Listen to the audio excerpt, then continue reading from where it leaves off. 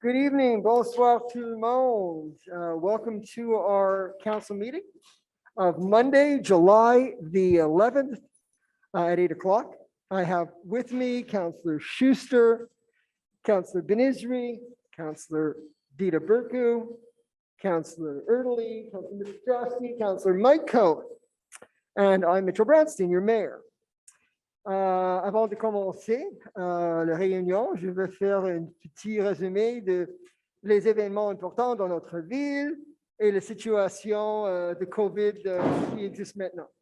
So first of all, I want to thank our Parks and Recreation team and Public Works and Public Safety and VCOPS and EMS and everybody who made Canada Day outstanding.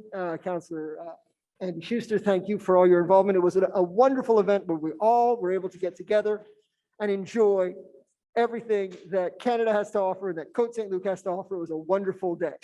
I also want to make an announcement that on Wednesday, we're going to be having our pre-budget meeting at 7 o'clock, which is an opportunity for people to come and hear and give their ideas about our budget and helps us with our budget planning. And Councillor Erdely will talk more about that shortly in the meeting. I also want to talk a little bit about the situation. We know we're in this seventh wave. So we're in the seventh wave of COVID. So what does that mean that we're in the seventh wave of COVID? It means different things to different people, but clearly the situation is not great for certain people and for our healthcare system. As of Friday, 7,318 workers are off work in the healthcare system, which means if you go to emergency today, you're going to have to wait longer than you used to have to wait. And hopefully you'll get the service that you need, but maybe the medical professional that you wanted won't be there. 7,318 people are off of work. In terms of guidelines, it's clear that they're not changing the guidelines because they believe, the government believes, and I think it's the worldwide opinion right now, is that we've lived with COVID long enough that we do know what to do. So what does that mean? It means for different people, you know what you need to do. If you're going to be near your grandmother, or your grandfather, or a vulnerable person, you know that you should be wearing a mask, or particularly if you have symptoms, or keeping your physical distance. And, I thought this was really well written from the synagogue where I'm a member of up north in St. Agathe. And they wrote, masks are voluntary. We respect each person who chooses to wear a mask. We respect each person who refrains from shaking hands or sitting near another.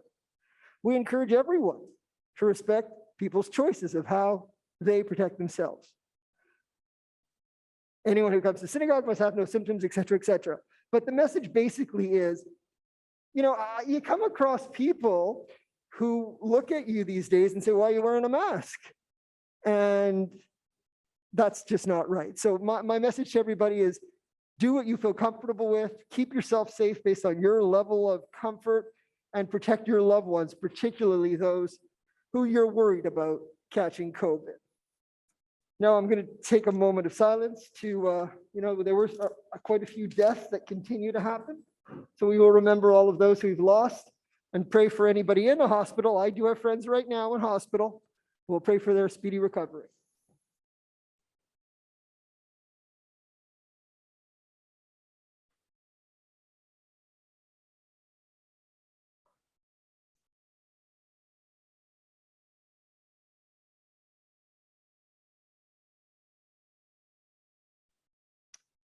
Okay, so we're going to go into question period, and we'll ask for the first question to be read. Now, I just wanted to make one note of one other thing of how we run our meetings. I think we're the only city at this point that's running them in this way, to my knowledge. You could come and ask your questions here live. You can write a question in advance and you'll get an answer live. Or you can ask online now by Zoom live. You can ask questions live from home. So it gives everybody the ability who wants to participate in the democratic process, the ability to ask their questions, whether they come to the council meeting or if they want to do so from the comfort of their home. All right, so we'll go for the first question. So who's going to read that? Usually we have that the audience? Well, that's great. Bram Schuster, go ahead. So I'm going to preface my question by saying I'm here in person because on 2 separate occasions, I submitted a question. It was not read in full. I sent you an email. You assured me it wouldn't happen again. You didn't tell me why it happened, why it didn't happen. So whatever, to the point, we're here now. So You're welcome to be. I just Thank want you. that on the record. So I never found out why it wasn't read both times, but I'm here in person now. Excellent. Thank you. So I have a little back and forth with Councillor Benazri on the situation. Do you want me to tell the story? You want to tell the story? Well, it's a question period. You can go ahead. Okay, so I was just driving. He can respond. Okay, I was just driving one day. I believe it was on May 27th, and I see a public works car in a driveway outside Côte Saint-Luc after hours. So I wait 5 minutes, and maybe a guy's dropping off something, maybe he's just doing something, whether that's right or wrong in of itself, I don't know. So then I go home and I said, look, I'm going to ask the question. It probably won't get answered. So let me find out whose portfolio is public works. So I find out it's Mr. Benazri. So I sent him on May 28th. I sent him an email. He responded to me on May 29th that he sent it to Public Works, my question. So then June 2nd, I followed up. I said, did you hear anything? He says nothing. So that's a full work week. So then June 3rd, the Friday of the week, I said, did you hear anything? He says, still nothing. So 2 weeks later, June 14th, I sent him another email. Did you hear anything? At the end of the day, on June 14th, he said he got a response, which, if I can read to you, is Public Works vehicles are assigned to employees for different reasons. Foremen take them home on their own schedule, and other employees leave the city to pick up or deliver merchandise, and many work overtimes are permitted to handle deliveries for the city. The reasons vary, and I am aware of them. That was signed by Beatrice Newman. So I'm asking 3 questions. A, is this an acceptable time period to answer a question, which in my opinion, you should have an answer within 10 seconds. B, is the answer itself acceptable? And C, if this is true, maybe something like this should be revisited given the cost of gas and other increased costs to the taxpayer. So those are my 3 questions. This is all the information I was able to garner from Councillor Benazri, and that's my question. Certainly add on to it, Councillor Benazri. Is it a reasonable time? I mean, there's no defined reasonable time, but we are lucky in Côte Saint-Luc that the directors from our city, all directors, no matter the department, who are very busy people, will take the time like Beatrice Newman did to answer. So she is the director with a big team and she runs the whole city public works and she got you a response. So I think that's pretty good. It wasn't from some low level employee. You got it from the top. So 2 weeks to 2 weeks is acceptable for For a you? director answering an email to a resident of that type? No, I didn't ask the question. I specifically asked Councillor Benazri to ask the question because I He didn't knew. have the answer, though. He didn't have the answer.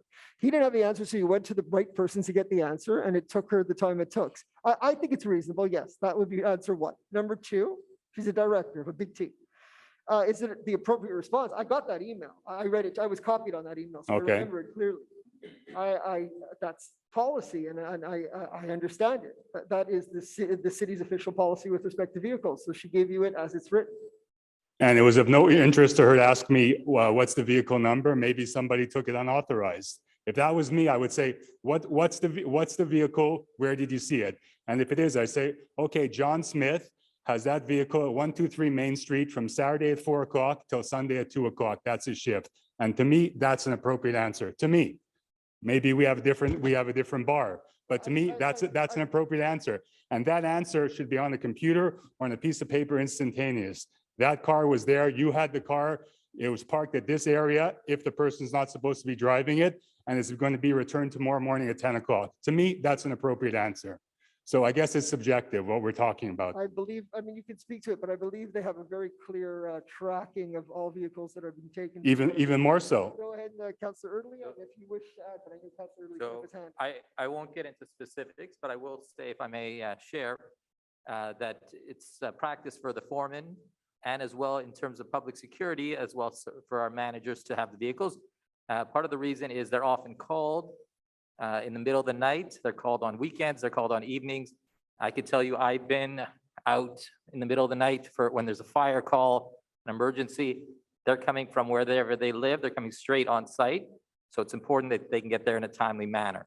In terms of the vehicles, what I can share, and I don't know if it's all the vehicles, or I'll say virtually all the vehicles are tracked. We have a GPS system that tracks all our vehicles. So any vehicle that's not where it's supposed to be is tracked continuously.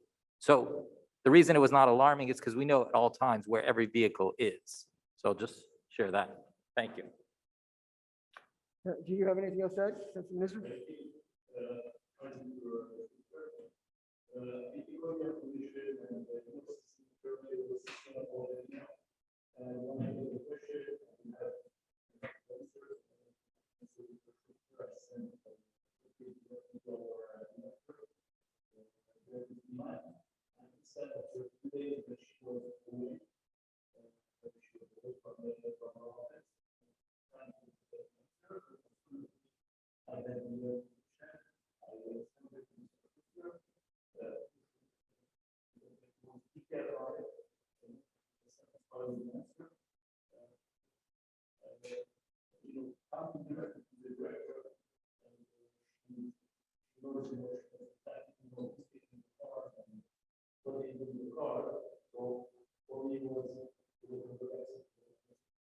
Thank you. Is there any follow-up to that? No, that's it. Thank you. Thank you very much. We'll have the next question, please. Go ahead. Thank you. So the first one is from Myra. I'm sorry, Mr. Chair. Sure. So the first question is from Myra Dodick. Contacting the police to report speeders on Cavendish and around our city is not practical. Several residents who live in my building have either called or gone to the police station. They were told that the police have to be physically present to catch speeders. Signs that indicate that the speed serve little purpose, and speed bumps punish those of us who comply with the speed limit. A consideration might be to get camera radar to catch the speeders or take down the lights on Mackle, Cavendish, and put four-way stop signs. The problem is only getting worse, and I'm hoping that the city will take proactive measures before someone is hurt or worse. Thank you, Myra. This is an issue, definitely on Cavendish. We've had many concerned residents bringing it forward, and we've communicated directly with the police, and they have had speed traps, radar traps, and there's a lot more presence by the police on Cavendish. Are they there all the time? No. Would we like cameras? Yes. We don't have the authority to put in those cameras. We're trying to see if the higher level government and the police would agree to put in cameras, but we don't have that authority to do them. So it isn't a simple solution, but the police are working with us as best they can, giving out a lot more tickets.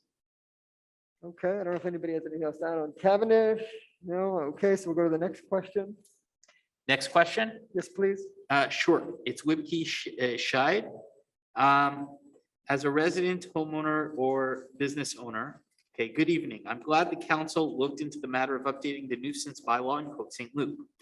Regarding the draft bylaw 2470-2 entitled Bylaw 2470-2, amending bylaw 2470 entitled Bylaw to Regulate Nuisance in order to amend the provisions concerning leaf blowers. Will gas leaf blowers be banned, as has been done in the revision of the noise bylaw in CDN and DG, and will soon be in Westmount? As you know, they are not extremely noisy, but very polluting. My second question regarding the road towards the Meadowbrook Golf Course. By reestablishing a natural environment, as I heard last year at a council meeting, will it be considered primarily to give a habitat to bees and butterflies? Thank you. Right, so thank you for those questions. And as a matter of fact, we're passing, I believe it's the final reading of the adoption of the leaf blower bylaw that we're passing tonight, or the final reading. So that's Correct. Great. Looking forward to that later in the evening. The bylaw basically says that all leaf blowers are banned, whether they're electric or gas, for June, July, and August. They're allowed in the rest of the year from 8 a.m. to 4 p.m. And this bylaw only comes into effect in April, I believe. But you'll hear more about that later in the agenda, but we are moving forward on that issue. With respect to the road to Meadowbrook, the road to Meadowbrook was cleared of buckthorn. We decided to leave the south side of the road to grow naturally with wild species, and we're trying to recreate a nice ecosystem. On the north side, we planted a lot of trees to create a lush forested area in the future, and it's growing nicely. Next question, please. Sure. Helen X, there are 3 questions. Question number 1, why haven't there been any other solutions tried for slowing down traffic on North Luke and Regal? Last year, a pole was installed on Regal near a stop sign, which created other problems, which were discussed with someone from Public Works last fall. We need either a speed bump or another stop sign on North Loop or other solution. Question number 2, we had requested the seating benches be moved away from Singerman Park entrance on Regal to discourage late night gatherings, which disrupt our peace and quiet. Also weed smokers. Question 3, can we ban smoking, including weed, in parks? Thank you. Thank you. So with respect to slowing down traffic on North Loop and Regal, that is going to the traffic committee, and we will continue to study that issue. We don't have an answer to it yet. I understand that there were efforts made that you make note of, but they did not prove fruitful. So we're seeing what else can be done. We'll get back to you in time after the traffic committee makes their recommendations. Regarding moving the bleachers, we checked with our Parks and Recreation team and they confirmed that these bleachers are used a lot during sporting events, so we don't plan to move them. Regarding our smoking bylaw, bylaw 2374 makes it a violation to consume cannabis, tobacco, or e-cigarettes. In the way it's readed in the document that I have, laundry rooms, apartment buildings, elevators, escalators, stairways, lobbies, reception areas, hallways, stairwells, lunch counters, food courts, transit centers, any playground, splash pool, or sports activity in all municipal parks during a special event, green spaces, municipal dog runs, community gardens, all municipal outdoor pools, and we have some signage to that effect. So when you call public safety, they'll come if they see that there is a violation. Of course, all the bylaw was written with the intention of protecting children and other individuals who don't smoke. So we don't want them to be near others who do. And they'll ask the person to leave and they'll move to another area of the city where they can smoke. Because, you know, that's not a total ban everywhere. You can smoke in your backyard, you can smoke on the sidewalk in certain places if you're far enough away, etc. Yeah. Okay. I guess that's it. Next question. Perfect. Noah Grunswag. Mayor Brownstein, as I'm sure you are aware, now that Montreal is back to working at the office, many of the streets and highways such as Van Horn and Autoroute 15 and 40 get extremely congested during rush hour. For example, during the worst of the traffic jams, it can take as long as 45 minutes to travel along the 40 and 15 from IKEA to the Orange Julep, or 20 minutes to travel on Van Horn from McDonald's to Cary. And that's despite the fuel prices nearly doubling since 5 months ago.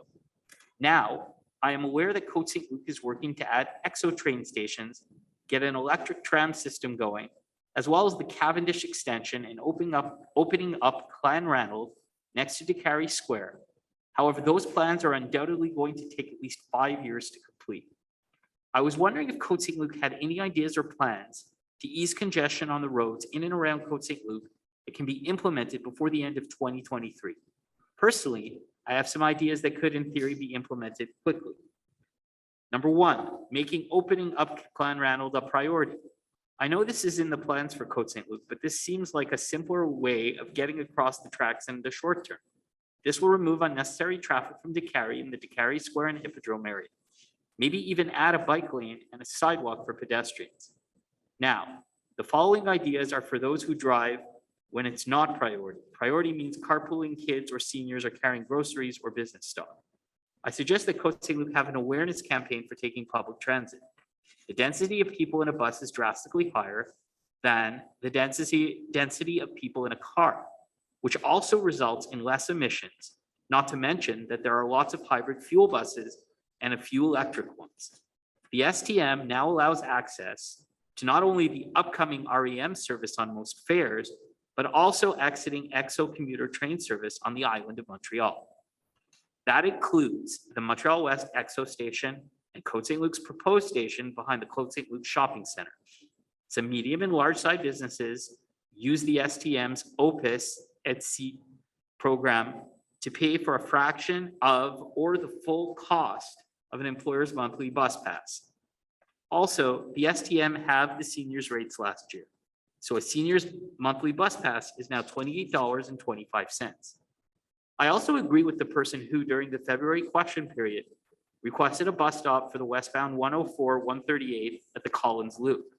This can potentially increase the ridership in an area that is currently not well served by public transit. 3, some people who may be interested in an alternate option for more local travel might prefer walking or biking. I think it could be worth getting Bixies in Côte Saint-Luc, as it appears that there aren't any Bixie docks in Côte Saint-Luc, Hampstead, and Montreal West. 4, lastly, many businesses require employees to come into the office full-time for many jobs where the work can be done productively from home. Obviously, Côte Saint-Luc doesn't have any control over this, but maybe some light promoting for a work from home environment might not be a bad idea. It may be worth working with Hampstead, Montreal West, and NTG on some of these ideas. I really feel this type of thing could be planned out as soon as possible, since the Cavendish Extension electric tram systems likely won't be complete until 2025, 2030. At that point, there will even be more traffic going through Côte Saint-Luc and the nearby areas that there are right now, and we'll be dealing with the same issue or even worse traffic. And there's also the benefit that if this is able to be worked out, it will delay issues related to climate change. Mayor Brownstein, what are your thoughts on this? And do you have any ideas of your own to add? End of Thank you. Well, first of all, I want to thank you, Matrix Schechter, for reading every word of that long question. Every word was read, and it was a good question with a lot of good ideas. We welcome all those ideas. And we've been working, as you know,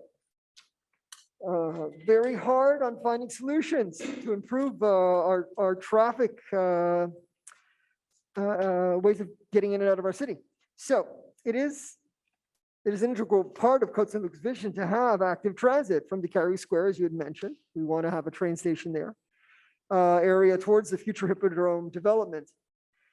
The issues of discussing opening up Clan Randall do not deal with cars, because any level crossing is over a railway track is dangerous. And there's a lot of pushback naturally from railway operators for that.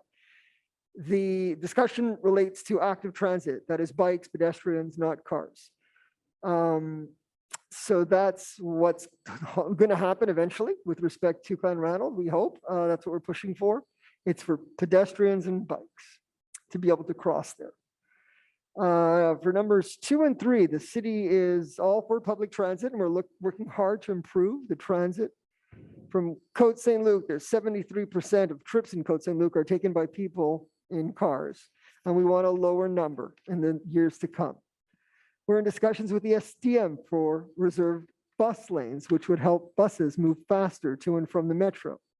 We are also still meeting with EXO for the train station that we just talked about.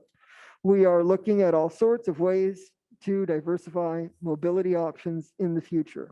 Our engineering department is currently looking at Bixie and its flexibility in Côte Saint-Luc.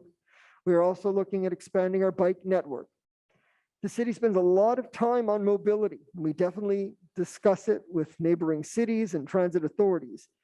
It is a major preoccupation of ours. We invite you to participate in all the public consultation events relating to the master plan. The next one is a virtual information session on September the 13th. Please consult our website at cotesaintluc.org, engage for updates, and thank you very much for this question. It's a very important one, and your ideas will be taken into account, and even more so if you participate in our consultation process. So please continue to be involved. The next question, please. Yeah, go ahead, Councilor Burke.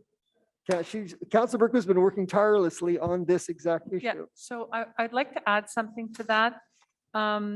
So as the mayor mentioned, All these issues are being reviewed and discussed with the developers of the DeCary Square, of the Cavendish Mall, and of the Côte Saint-Luc Shopping Center, because they all relate to the improvement of the mobility, and each center is going to be a mobility hub.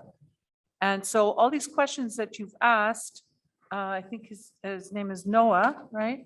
You should raise them, definitely raise them at the September 13th meeting. And you're going to have the opportunity also to meet individually with each of the promoters in an open house context, where they're going to be showing their plans. And you can also, at that time, you and other residents, all the residents who are interested in this subject, can come and give your ideas as how we can improve mobility, access, and fluidity of traffic to these three major centers. Because once we have the redevelopment of these malls, it's clear that we're going to, at the same time, address many of these transport issues. And as far as Bixby is concerned, it's very expensive to have a Bixby station in our city. But I agree that I see more and more bikes in our city. We've all seen it. So it's something that we definitely have to look at. But with the bikes, you also have to have protected bike paths. So we're working towards the same objectives, and I invite Noah to come to the September 13th meeting, ask his questions, and participate in the open houses and in the consultations. Thank you. Thank you, Councilor Burku. Next question. OK, la prochaine question, ça serait posé en français. Ça provient de Stéphane Baril. Bonjour, la copropriété située à l'intersection des rues Côte Saint-Luc et Robert Burns a demandé l'avis de la ville sur la possibilité d'avoir accès à son stationnement par la rue Côte Saint-Luc. Quelle est la position de la ville sur la question? Et dans l'éventualité d'une réponse négative, quelles ont été les raisons ayant mené à cette décision? Fin de la question. Okay. Très bien. So, les questions étaient étudiées par le comité de trafic. On n'a pas reçu, le conseil n'a pas reçu les recommandations de le comité jusqu'à date. Aussitôt qu'on a les recommandations de la comité de trafic, on va l'étudier et on peut vous donner une réponse. Next question. Merci beaucoup. Brett, you have more to say on that? Or Councilor Erdely would like to speak to There's- that as well. There's one final question, I think, from. I know, but Councilor Erdely would like to speak to the the last question. If I can just add, and I know this is being looked into, but I'll just share, this is an example of urban planning gone wrong. The property at the corner of Robert Burns and Côte Saint-Luc Road is, I would say, 90% in Montreal, about 10% in Côte Saint-Luc.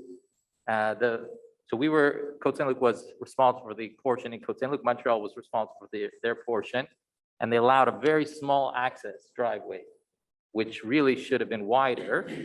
And it's because of that, there's still issues to this day. Montreal also allowed virtually zero setback, which we don't do in Côte Saint-Luc. But hopefully, for future, and it'll be interesting to see what development is on Robert Burns just across the street, but I hope they'll have more hindsight in the future as they develop their side of the road, so to speak. Thank you.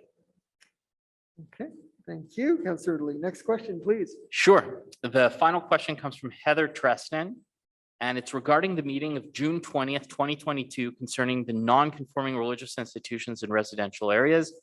I would like an update as to what has transpired after this meeting. We still have the same problem on Eldridge because of the two institutions on the street. The same problem with parking, heavy foot traffic, garbage, and noise. The parking situation is so bad that my gardener could not park his truck on the street to get his equipment to mow my lawn. Also, when the city of Côte Saint-Luc passes by with the truck to clean the street, they cannot clean the street because these cars from 5771 to 5773 Eldridge are parked from early morning to evening. What can be done to resolve these issues that we have been complaining about for 5 years? Thank you. Thank you. First of all, please add these notes as written by Ms. Treston for our Associate City Manager, Tanya Abramovich, to add to her file. I know she knows most of these issues already, but this should be added as well. So yes, we've come a long way in terms of we have meetings with all the synagogues. I myself have been meeting with all of the institutions, all the religious institutions in our city, non-conforming and conforming. We've also met with residents who live by each and every one of the non-conforming institutions. And we've been discussing solutions. We know which institutions are more problematic than others. Certainly the two on Eldridge that are semi-detached are extremely problematic, and we're aware of that. It's very hard to solve a solution where an institution is operating in a semi-detached home and deal with the issues, find solutions with the issues of noise. And it's also should be noted that these particular ones only opened up in the last few years since I've been mayor, so they have not had an opportunity to, nor do I see them having an opportunity to be well integrated into the community. They're relatively new. So we're aware of all of them in the city, and we're certainly aware of 5771, 5773 Eldridge. And we're working on finding solutions. So thank you for your comments. Anything else to add? That's the way it is for the moment, but we will find solutions, and thank you for your comments. Great, that's good. Let's go for it. So we'll just all hear it. We'll hear it. We won't see it. Thank you. Can I have your name and address, please? Votre nom et votre adresse, s'il vous plaît. Harry Oberman? Yes, Harry Oberman, put up the volume so we all hear Harry. Thank you for participating tonight. I appreciate the Zoom meetings. It's really helpful and it's very good for everybody. I sent in 2 letters for you to put forward questions previously. Again, as the previous questionnaire said, no response. I would like to know who is responsible for maintaining the road on Clanranald before Vizina.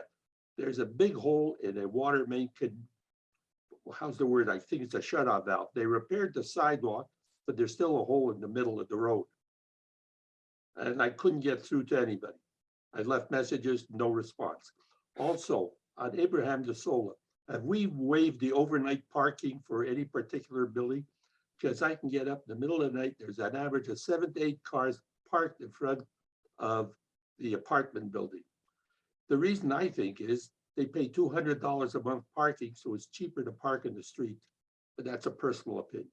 So can we rectify that we can have access to get through Clanranald without hitting a little hole? And otherwise, thank you.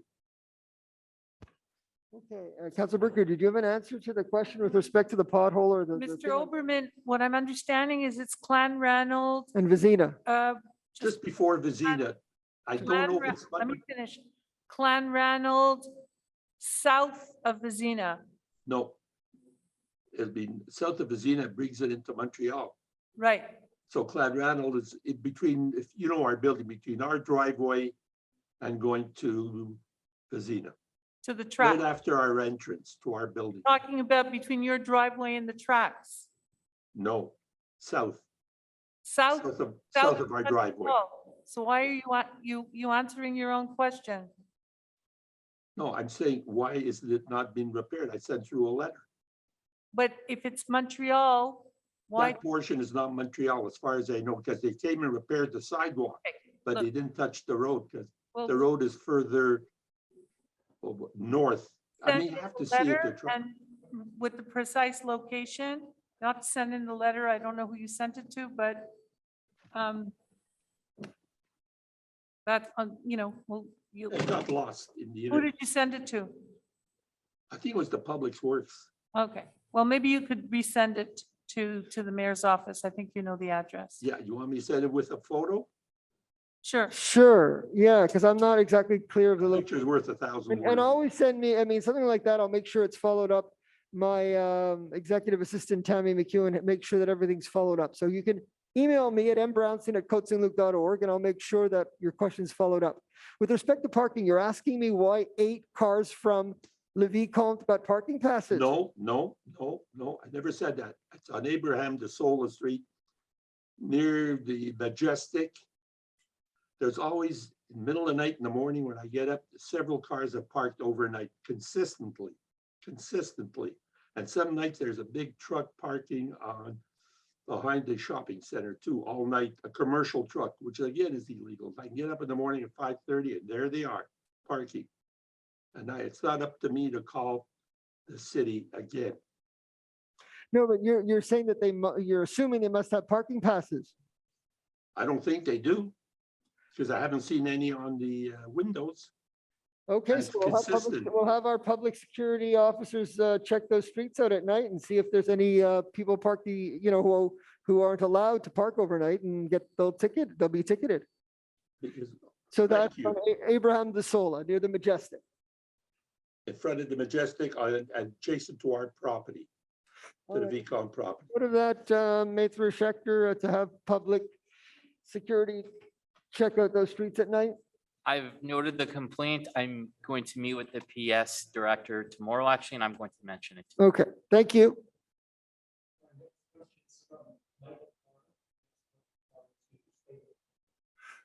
Yes, your name and address, please. Michael. It's your turn to speak. Michael, I'm not sure of your last name or address.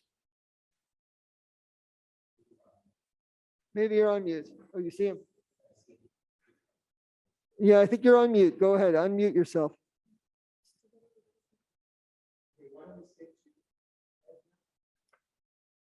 Okay, put up the volume a little louder if you can for all of us to hear. But Edna, please give your full name and address. Thank you very much. It's Edna Yanko. I live in 5700 Rembrandt, and I thank you. So first of all, good evening to all of you. I'm a proud Côte Saint-Lucer, really am. In fact, I'm a self-elected guardian of our park, the Rembrandt Park. We have moved to this address 5 years ago, and so lucky to have the park at our most beautiful site upon opening our eyes in the morning and the rest of the day.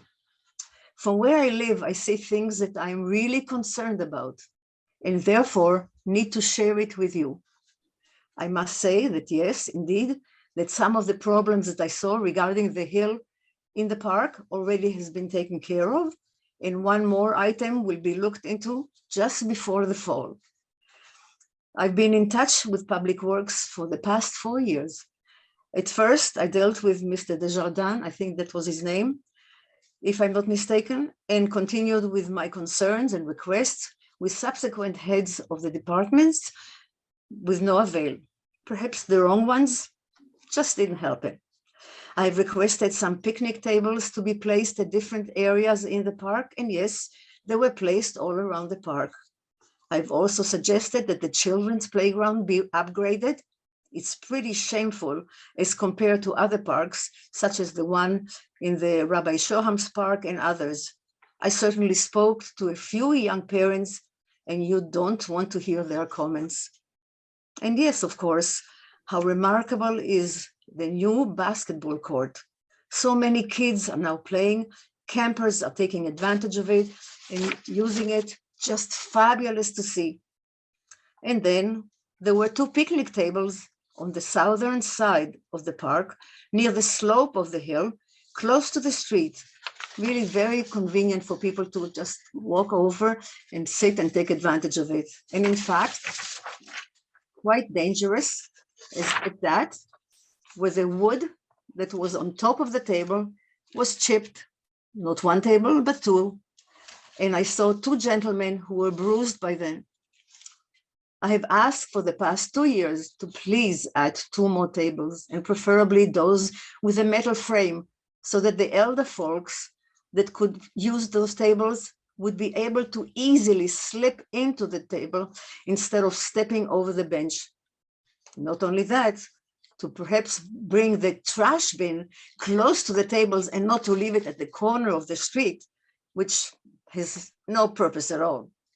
Not only the tables were not added to this spot, which is close to the road, but lo and behold, the 2 tables that were there are no longer there since June. We are in the middle of summer with so many residents of Rembrandt as well as the Merrimack community that are using this park clearly to their enjoyment. And the fact that so many new young families are moving in, and yes, quite sizable group of elderly folks who do use the park as well. I must admit, phoning regularly, a gentle voice of a secretary, I guess, will get back to me, but no, I request to speak to the manager of the department. Still waiting. How much longer should we wait for those tables to be brought back? Do we really need to wait for next year? Does anyone give a thought to those of us who are really housebound and find it such a relief to be in the park, meet with friends, meet with our neighbors? Is there no budget left for this season? I really like someone who is in this department to phone me. I'll be so happy to meet them at the park and just walk around and see what are the needs for this park. But I thank you for listening to me. I really appreciate that. Okay, thank you for your question. I'm going to ask our communications director, Darrell Levine, to make note. I know Councilor Cohen wants to speak. I'll have him speak shortly. Of when questioners speak for 3 minutes. And if I don't know if there's a way through Zoom that you can advise people, because questions are supposed to be 3 minutes. You had a wonderful question. And I first want to say, Ms. Yanko, that because I believe you have it in writing, because it sounded like you had it all drafted out very clearly. If you could send the document or drop it off at City Hall, you could leave it at my secretary's office. If you don't have another way of sending it in by email, you could drop the hard copy off so we have a written copy of your statement as read, because that would be useful, because I know there were a lot of points, although I took notes. It's never.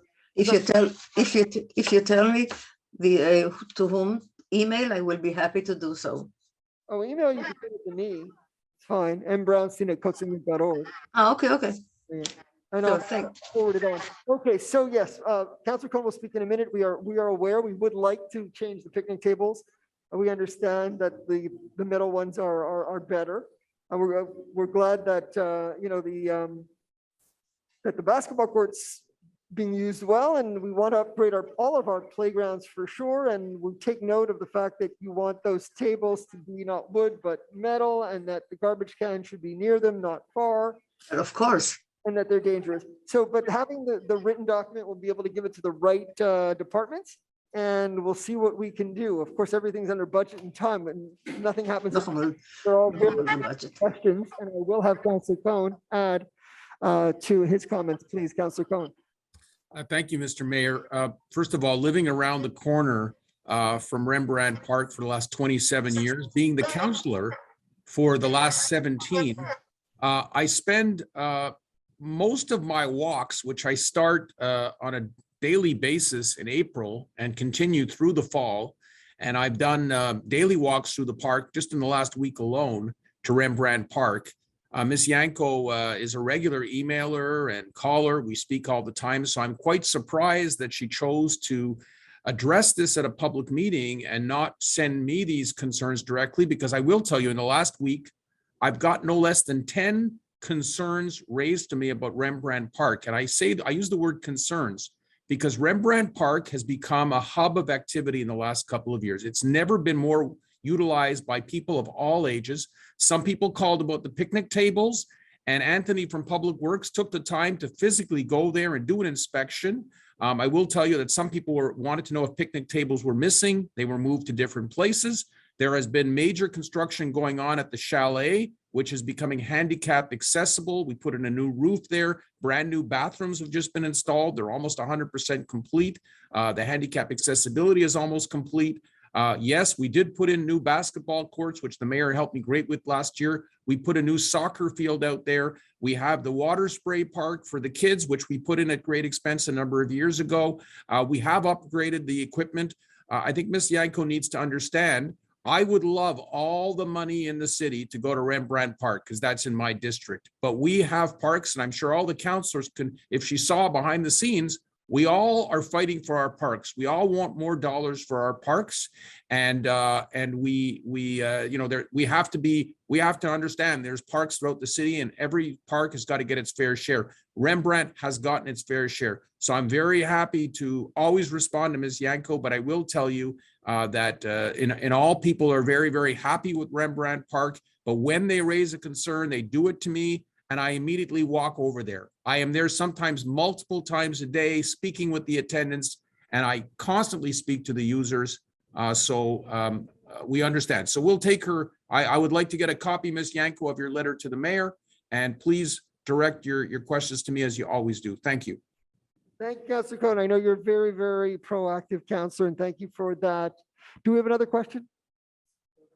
No? Okay, thank you so much. So now we're going to go to the next item on the agenda, which is the approval of the minutes. I think Councillor Cohen wants to come in just to do that.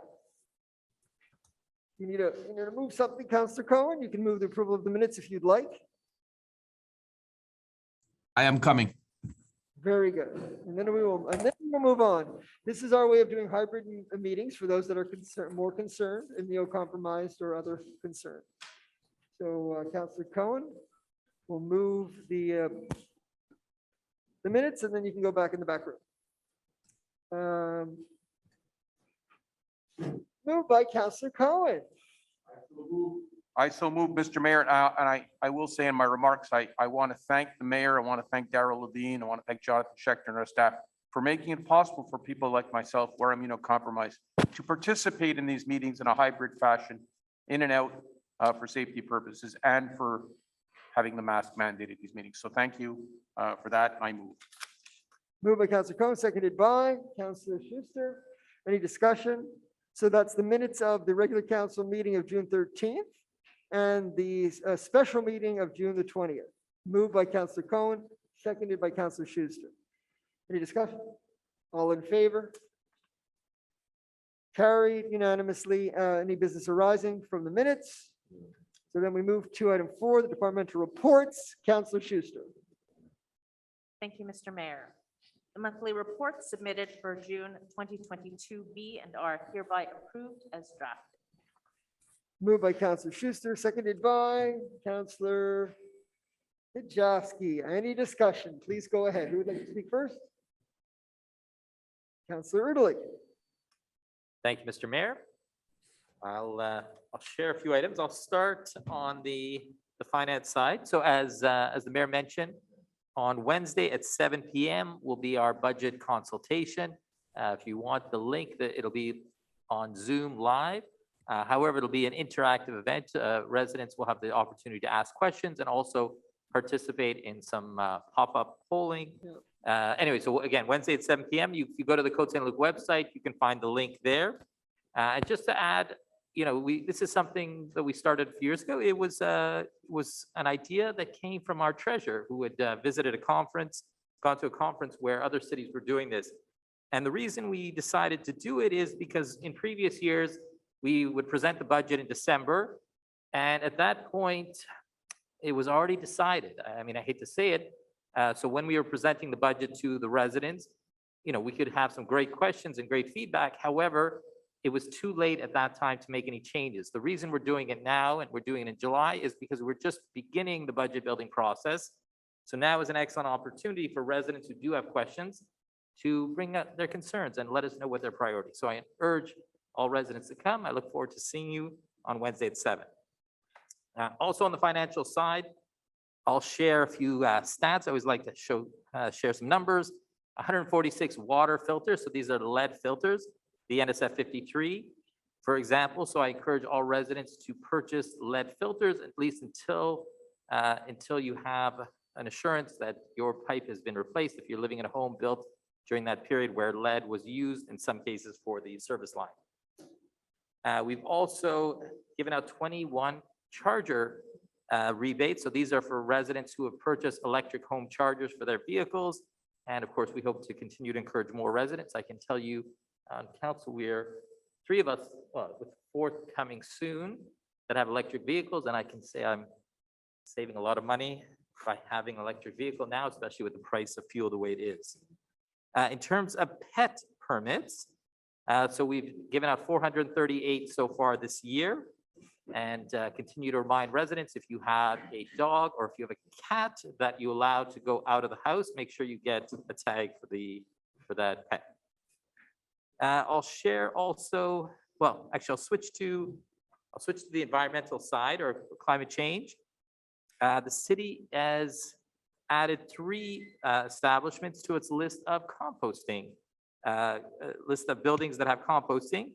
So we have the IGA on Côte Saint-Luc Road that is doing composting, that has brown bins. We have the Fruity Maruti on Westminster, and we have the Majestic that is also doing composting. We had our green patroller and our environment technician there a few weeks ago, reminding residents and informing residents, and we hope to be able to share more stories on how successful this is. On the VCOP front, I want to share the 26 shifts were covered in the last month. And I want to say a special thank you. We have 2 of our VCOPs here, Susie and Elaine. Thank you for volunteering your time. And I encourage residents who are interested in being a VCOP volunteer to reach out to the city. You could reach out to the public security director or to some of our VCOP volunteers. They can share about their experiences. And let me just look at my notes. Finally, 2 more.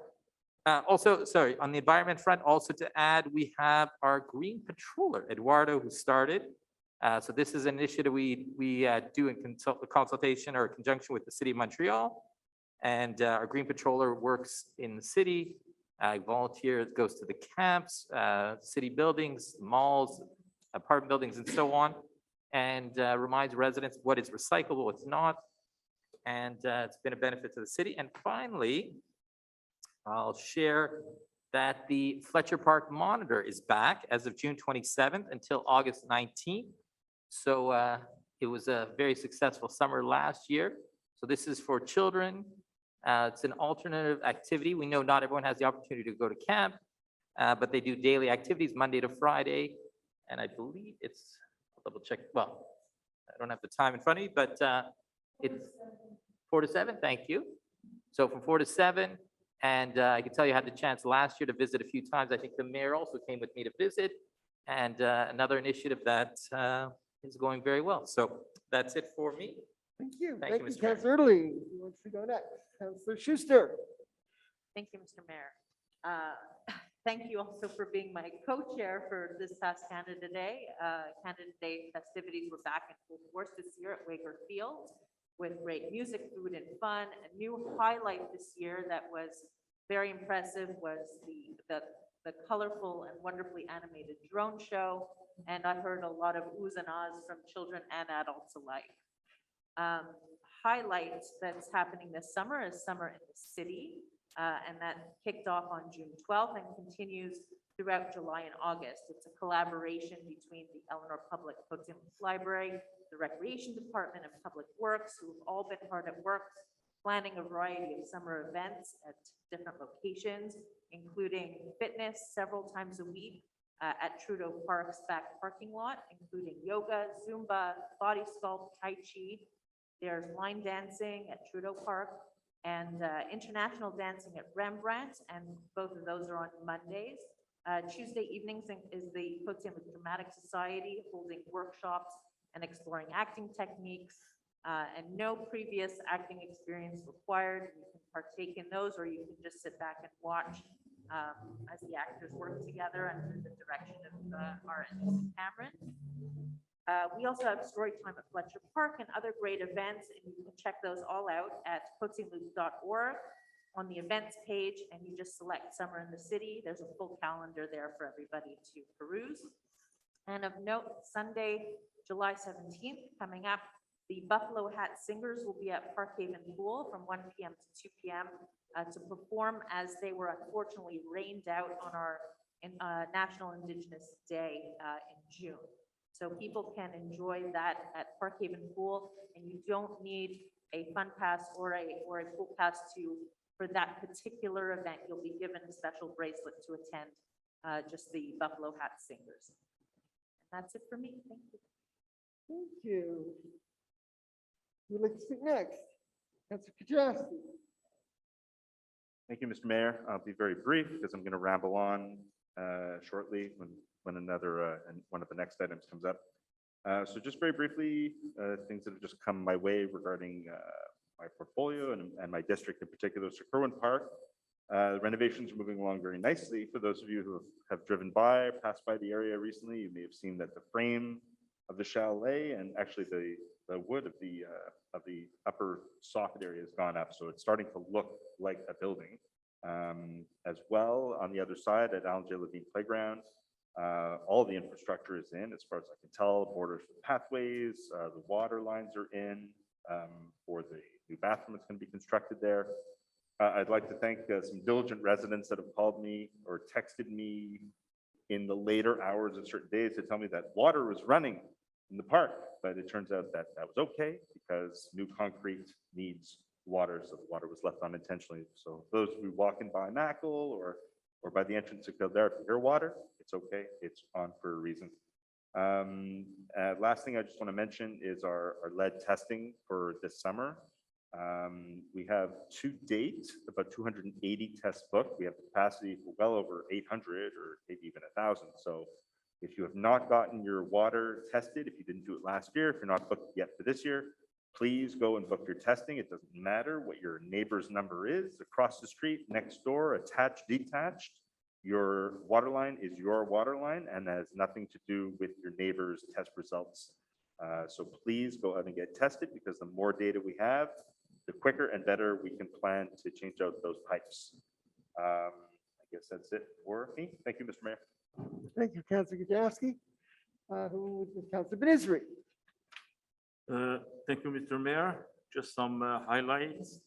J'aimerais juste mentionner que bon, pour les travaux publics que nos équipes savent faire à l'entretien des routes et trottoirs, les parcs, que dernièrement, il y a des plateformes de béton et bancs qui ont été installés dans les parcs et les rues. Au niveau de, il y a des fleurs qui ont été aussi, nos équipes ont aussi planté des fleurs à travers la ville et installé des pots de fleurs. Il y a beaucoup plus de choses qui sont faites au niveau de l'entretien de la ville. Alors, j'aimerais remercier toute notre équipe des travaux publics. Merci. Thank you, Councilor Benizri. Councilor Cohen.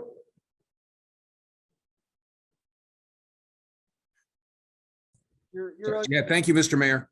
A couple of things. First of all, for our local commerce, we have a summer student right now working with Director Levine, and we're putting together a database of all the businesses in Côte Saint-Luc, which we hope to have ready at the end of the summer. We are continuing with our spotlight on local merchants, and CSL Bagel, Lior Azarad, Councilors Azarad and Schuster have visited there recently. They will be the next featured business in Côte Saint-Luc. And perhaps coming up after that, I'm very excited to announce in District 2 at Cartier Cavendish that the Cinestars Deluxe cinemas will open on Friday, the 15th. So movie theaters are back in Côte Saint-Luc for the first time in a year and a half. Bruce Gerberg has given me 2 tours already. The seats are, you're never going to believe the seats. They're about $1,000 each. They're leather, they're reclining, electronic. They're open. It's a soft opening Friday. Very exciting with all the major movies. I know Jurassic Park, Elvis, and Top Gun are among their Minions, Thor. So very, very exciting addition to Côte Saint-Luc. The dog park, thank you to Public Works for doing some very excellent work. I was at the dog park last week meeting with the 2 co-chairs and with manager Jean-Marc Dubois, who was there from Public Security, and we had a great live meeting, socially distanced. Speed bumps, a new speed bump has gone up on Sir Walter Scott after many years in the middle of the street. So that's slowing down cars. There are a lot of buildings on that street, and one more will be going up very soon at the the exit from the parking lot of City Hall, going on to Sir Walter Scott. As I mentioned just before, Ms. Yanko's question, renovations are almost complete at Rembrandt Park. They've been going on for several months. Of course, they put in a brand new roof. Soon the building will be able to be used again for art classes, and brand new bathrooms and handicap accessibility. A ramp is coming very soon. I know people are very concerned about the delay at Chagall Park, there is no name for that park. but there will be down the line. We were supposed to have a new sod laid in June so that we would have brand new, beautiful grass there. I've tried to explain to the residents. I've been in touch with Public Works and Engineering on a very daily basis. I go and look at it every day, and yes, I'm concerned, but we are no different than anywhere else in the world. There are supply shortages, and there's actually a supply shortage of sod. And it looks like we're going to have to wait until August for our delivery. Public Works has begun work. If people see on new lighting along the laneway towards Isidore Goldberg Park, they're going to soon start construction on a pathway. There'll be new benches, new trees. So short-term pain for long-term gain. I know it's not the news everybody wants to hear, that it's going to take until August till this is complete, but it's not for a lack of effort on the part of any of our staff. I think that's my report, Mr. Mayor. Thank you. Thank you, Councillor Cohen. Anyone else would like to speak? Councillor Berku. Thank you, Mr. Very Mayor. busy times. Yeah, so I just wanted to highlight that the Living Lab project is ongoing, and any residents who feel that they want to fill out the survey form or participate in a design workshop, please come forward. It's online, it's on our website, it's in the library. And basically what we're asking is residents who are seniors or who are caregivers to give their input as to what is needed for seniors in Côte Saint-Luc. So as I say, the surveys are at the library and they're available online by going to our website. And we are going to close it all off by the end of July. So any caregivers or seniors who want to participate, you're more than welcome, and we're working on that. The other thing is I want to announce that we're also working on the master plan consultation. It's going to be September 13th, but in the meantime, we're going to be putting out an information flyer for September 13th. And I personally have been working closely on this dossier. With regard to the line painting, we have received complaints, obviously, because we haven't completed the line painting, but there was reported to us that there's a shortage of paint. We gave the contract, but the contractor can't finish the work because there's actually a shortage of paint. And we're not the only city that is in this situation. So I just ask that the residents be more understanding in this regard. And I just want to read something that comes from the urban planning report and was brought to our attention also at the audit meeting. So this has to do with water consumption. Côte Saint-Luc should amend its potable water conservation bylaw, in particular to regulate irrigation of gardens at night. Our consultant, CIMO, has already received several high water consumption alarms during the month of May at our water pressure regulation chambers on Côte Saint-Luc Road. What this means is that we are using and consuming and wasting too much water. Last audit meeting, we got a bill from the City of Montreal, an extra $163,000, which is not insignificant. And this is due to the fact that we are over-consuming and wasting water. And I'm asking council to be more, how should we put it? That this should become a priority for the city, that we should adopt a bylaw to regulate the use and waste of water. And because in my district, and I see it, and I know it's happening everywhere, we've got people washing their cars, washing the driveways, watering their lawns 7 days a week without any regard to whether, you know, it's being reasonable or not. And at this point in time, I'm reading it in the report. This is a commentary on the reports that we're receiving from our departments. We have received several high water consumption alarms. So obviously we're going to have to do something about this.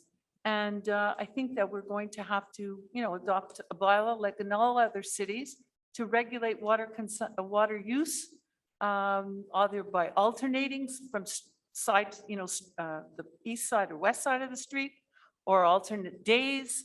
We'll have to look at something, but it's definitely something that should be of concern, because if we have to keep increasing the cost of water, then that money is going to have to come from somewhere. So just want to bring that to everyone's attention.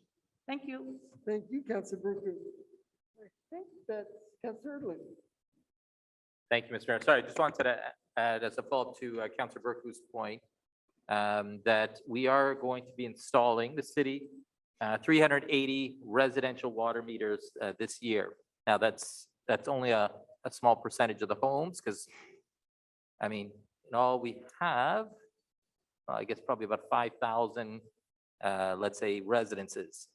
Although that includes, of course, condos as well, but all that to say we have a few thousand homes. So small percentage, but the goal over the next few years is going to be for every home to have a water meter in their house. And I think that will also be another way for us to really get a sense of our water use. And at some point, not now, because currently homes are taxed on their water use based, not actually, I should say they're taxed on their water, not based on their use, but based on the evaluation of the home. But at some point, once all the meters are installed, then of course that will switch to a consumption-based taxation. And those who are using more obviously will have to pay for it. So we hope, of course, to minimize the use. We hope people will become a bit more frugal. And definitely, I agree 100% and support us adopting or updating, I should say, our potable water use bylaw. Thank you. Thank you, Councillor Early. So I think that's all for the departmental reports. We've had a mover and a seconder, all in favor. Okay, that's carried unanimously, and we move to the next item, financial and information technology. Councillor Early. Thank you, Mr. Mayor. Be it resolved that Côte Saint-Luc City Council approves the attached list of disbursements for the period of June 1st, 2020 to June 30th, June 1st, 2022 to June 30th, 2022, for a total amount of $20,474,172.07 in Canadian funds, and that Treasurer Certificate number 22-0112 dated July 4th, 2022, has been issued by the City Treasurer attesting to the availability of funds to cover the described expenses. Moved by Councillor Erdley, seconded by Councillor Burku. Burku, any discussion, Councillor Erdley? So just to share, as mentioned, the disbursements are almost 20.5 million. In a normal month, it's closer to about 3 to 4 million. So the reason is this month was our second installment of the Côte Park, so our second installment to Montreal, to the central city, which is just over 16 million. So that is the largest one, which we pay, as mentioned, twice a year. In terms of some of the other large items, we have a payment, our annual payment for our insurance premium, and work on sidewalks as part of our sidewalk renovation contract, and some fees for water management to CMO and for waste management in terms of our collection of waste. So those were the larger items to report this month. Thank you. Thank you, Councillor Erdley. So it's been moved and seconded. All in favor? Okay, carried unanimously. And now we move on to a Mr. very, Mayor, sorry, yes. who is the seconder? seconded was Councillor Burku. Perfect, thank you. And then we move on to the next item, which is a very special item. It's the new designation of a park to Joshua Exil Alexander Park. And we have with us today, and thank you for being with us, his parents, Victor Alexander and Victoria Wignell, and we thank you so much. This is a very special process that we went through. It's, I believe it is definitely the first time that we went through a lengthy consultation process with the neighborhood around Emerald Park in order to determine what would be the best appropriate name for the naming of that park.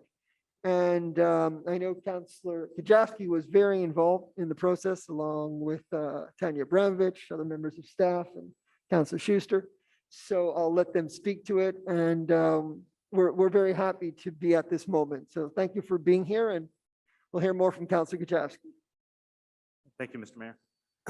So let me, I'll read the resolution first, and then I'll speak to it. And obviously there are people to thank, including the very kind couple in the audience today. So, whereas the late Joshua Ezekiel Alexander grew up on Emerald Avenue and was a known and beloved member of the neighborhood before he passed away on January 23rd, 2014, at the age of 19. Whereas the entire Alexander family has had an impact on the residents living on Emerald Avenue. Whereas a public consultation was done in the area immediately around the park, and the nomination of Joshua Ezekiel Alexander was put forward and resoundingly supported by the neighborhood.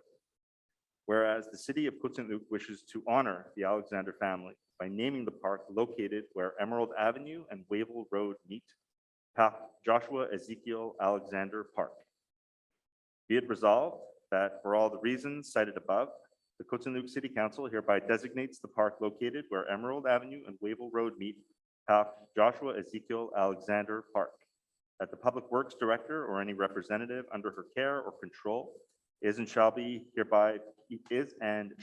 hereby be authorized to erect any bilingual sign or any other signage necessary to give effect to the foregoing. That the Associate City Manager for Urban Strategy and the Director of Public Affairs and Communications are hereby authorized to inform all salient authorities of the aforementioned naming. Moved by Councillor Kajewski, seconded by Councillor Schuster. Any discussion? Councillor Kajewski. Yeah, so just, well, number one, I would like to acknowledge Joshua's parents, Victoria Wignall and Victor Alexander in the audience. Hi, welcome. I don't know if this is your first public council meeting. Thank you for your patience. I'd like to speak, but that's okay. That's why we're politicians. Thanks. So let me just thank a few people. So in particular, Public Works for doing some work on the park, specifically Director Vivi Newman, Foreman Joanne Warren, John Montero, and the rest of the Public Works staff who did work in the park. Engineering, in particular, Dalia Muhammad, who's the project manager for the park formerly known as Emerald, as Joshua Ezekiel Alexander Park. We're going to have to get used to that. Senior management and council for moving this file forward, in particular, Associate City Manager Tanya Abramovich and Joanne West, Director of the library, as well as library staff. It was Janine who first kind of put this on our radar because we never thought of naming the park after someone so local. We usually think of politicians, we think of former city councilors, former mayors. This kind of thing was not on our radar. And Janine, sorry, was the first person who put it on the radar and started this thought process and led eventually to Victor going out and getting over 70 signatures from Emerald residents petitioning council to name the park after his son. So good for you. I'd also like to thank Emerald residents for coming together and for helping me and really to exert the political pressure. Number one, to get the park renovated, which has been a couple of years in the making at least, if not more, and for naming the park after your son. So that said, I don't know if anyone else wants to speak. I know Councillor Schuster maybe had something to say. If you do, Andy, please go ahead.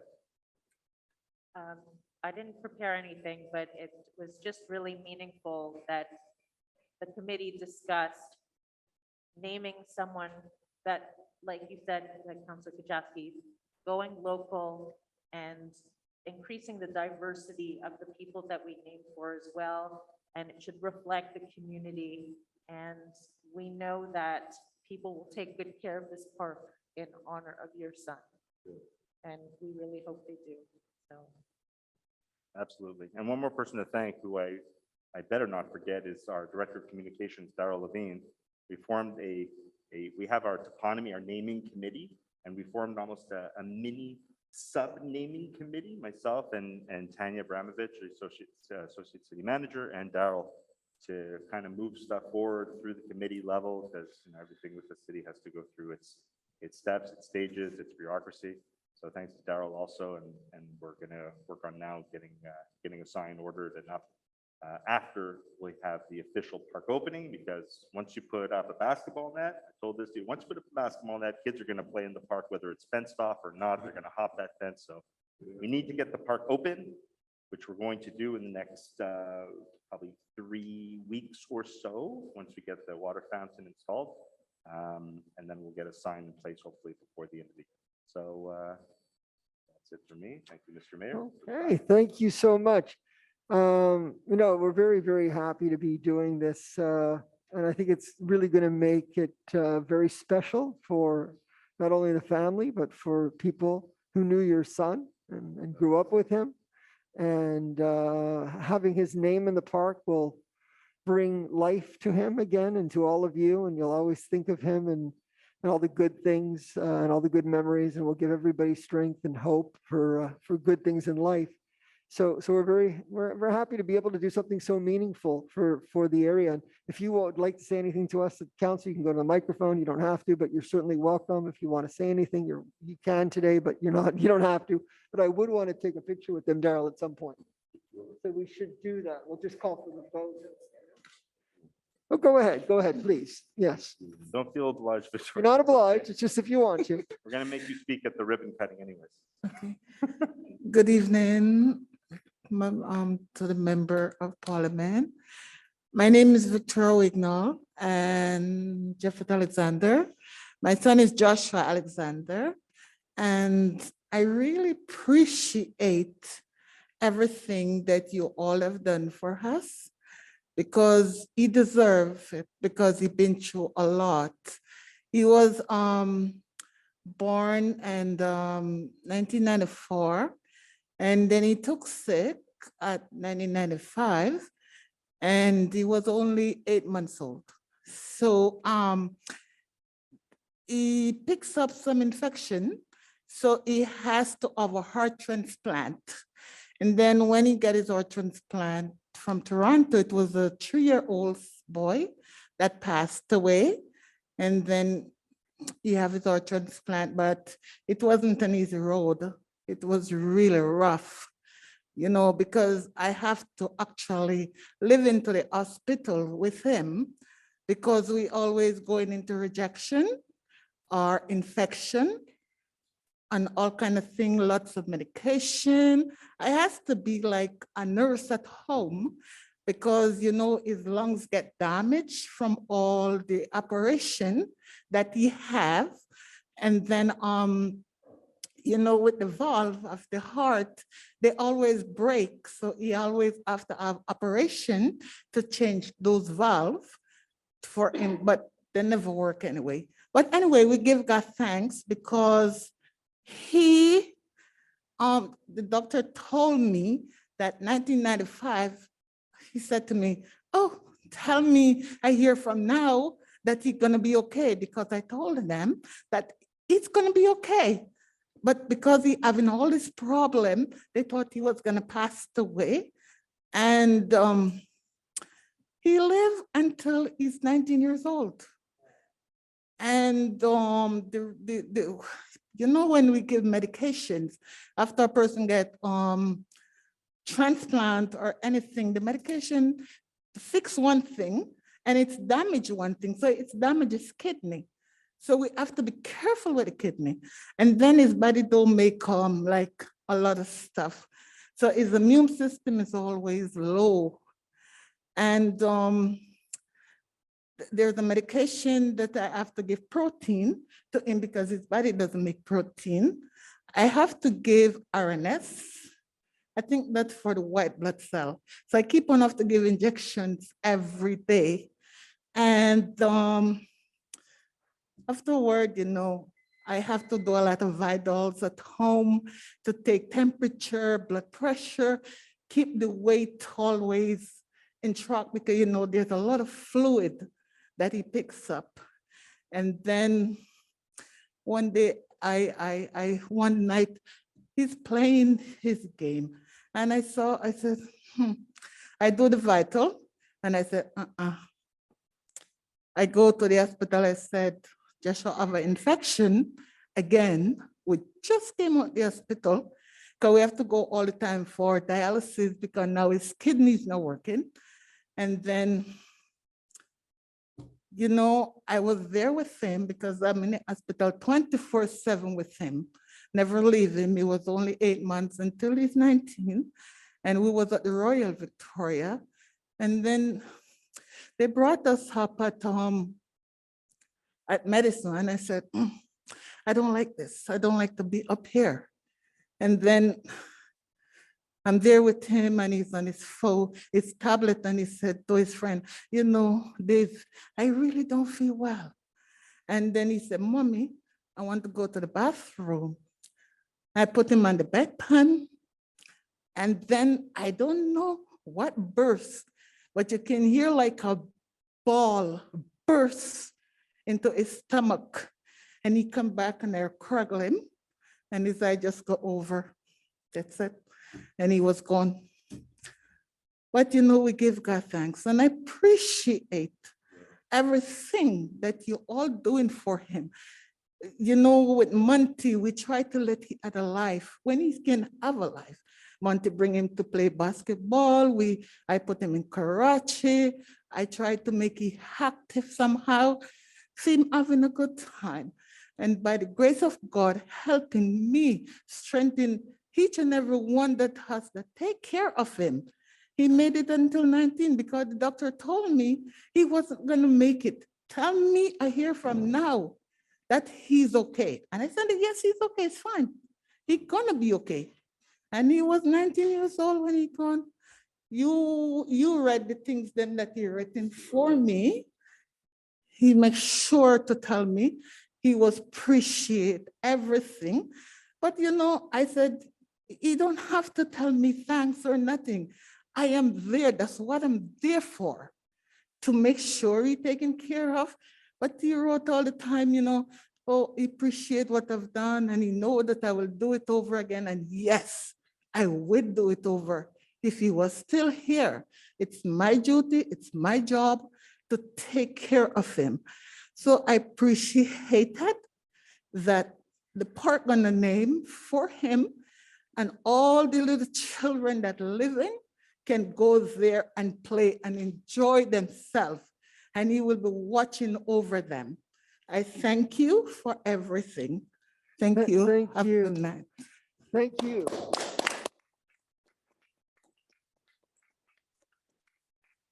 I want to thank you for telling your personal story and the long journey that you had for 19 years, which I know was a blessing thanks to you. It's a message and a testament to all parents of the love and the will for Joshua to live, you know, to live thanks to the love that was given by you to him for so many years, and the love and the care. And if all parents could have that ability, it would be a great a world and a great place. And hopefully that park will be an inspiration for all parents to be able to be as good to their children as you were to your son, and to take the care that you did and to give him the life that he had for 19 years, thanks to your care and love. So thank you for telling your story, and let the renaming be an inspiration to us all to do as much as we can to live up to the values that you've shown us. One more thing, Mr. Mayor. Yeah, there's two more things. One more person to thank, obviously, someone that Victoria just mentioned is Monty Robinson, who I've known for many, many years, lives on Emerald, across the street from Victor and Victoria.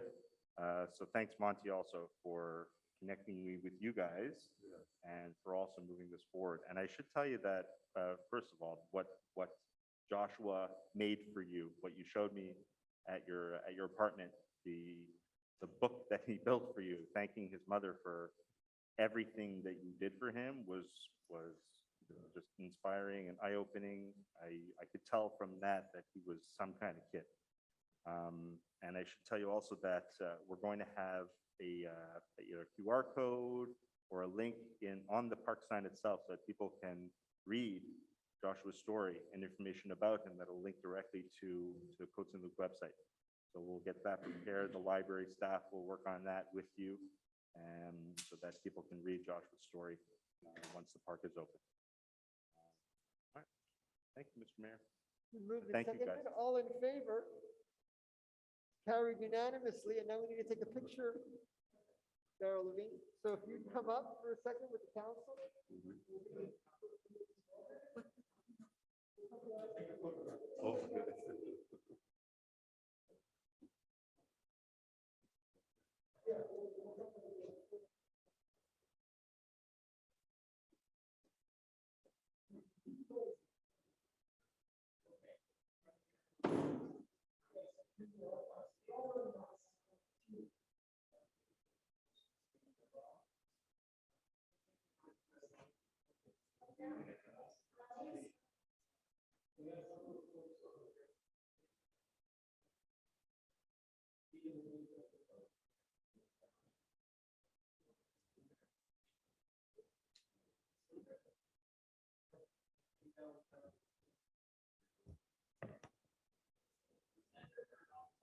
It's okay. I know it's stairs there. It's hard. Okay, let's.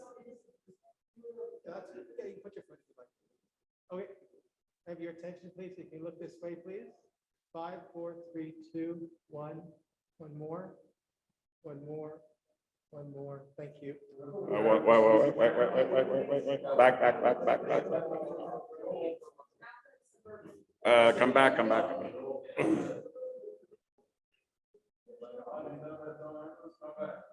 Okay, 1, 2, 3. 1, 2, 3. 1, 2, 3. Thank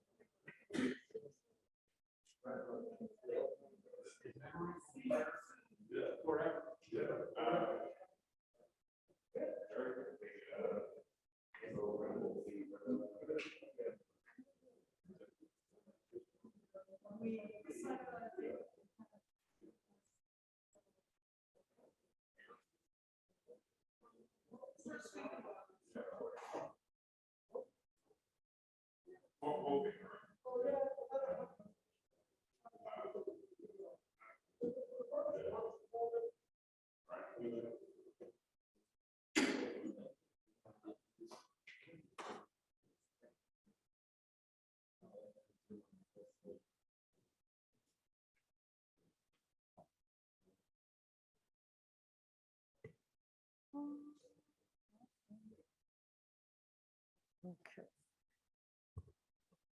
So we're going to move to the next item on the agenda, which is Human Resources, 7A, Counselor Benizri, 7A. Merci, Monsieur le maire. Est résolu que le conseil municipal de Côte Saint-Luc ratifie l'embauche de Aldo Nicolas Sapone à titre de préposé aux travaux généraux temps plein auxiliaire col bleu à compter du 6 juin 2022. Que le certificat du trésorier numéro 22-0106 daté du 30 juin 2022 a été émis par le trésorier de la ville attestant la disponibilité des fonds pour couvrir les dépenses décrites ci-dessus. Proposé par le conseiller Benizri et appuyé par le conseiller Schuster. Est-ce qu'il y a des discussions? Tout le monde en faveur? Tout le monde en faveur? Oui. C'est appuyé unanimement. OK, now we go to 7B. Le conseiller Benizri, le 7B. Merci, Monsieur le maire. Permettez juste de rendre à la page.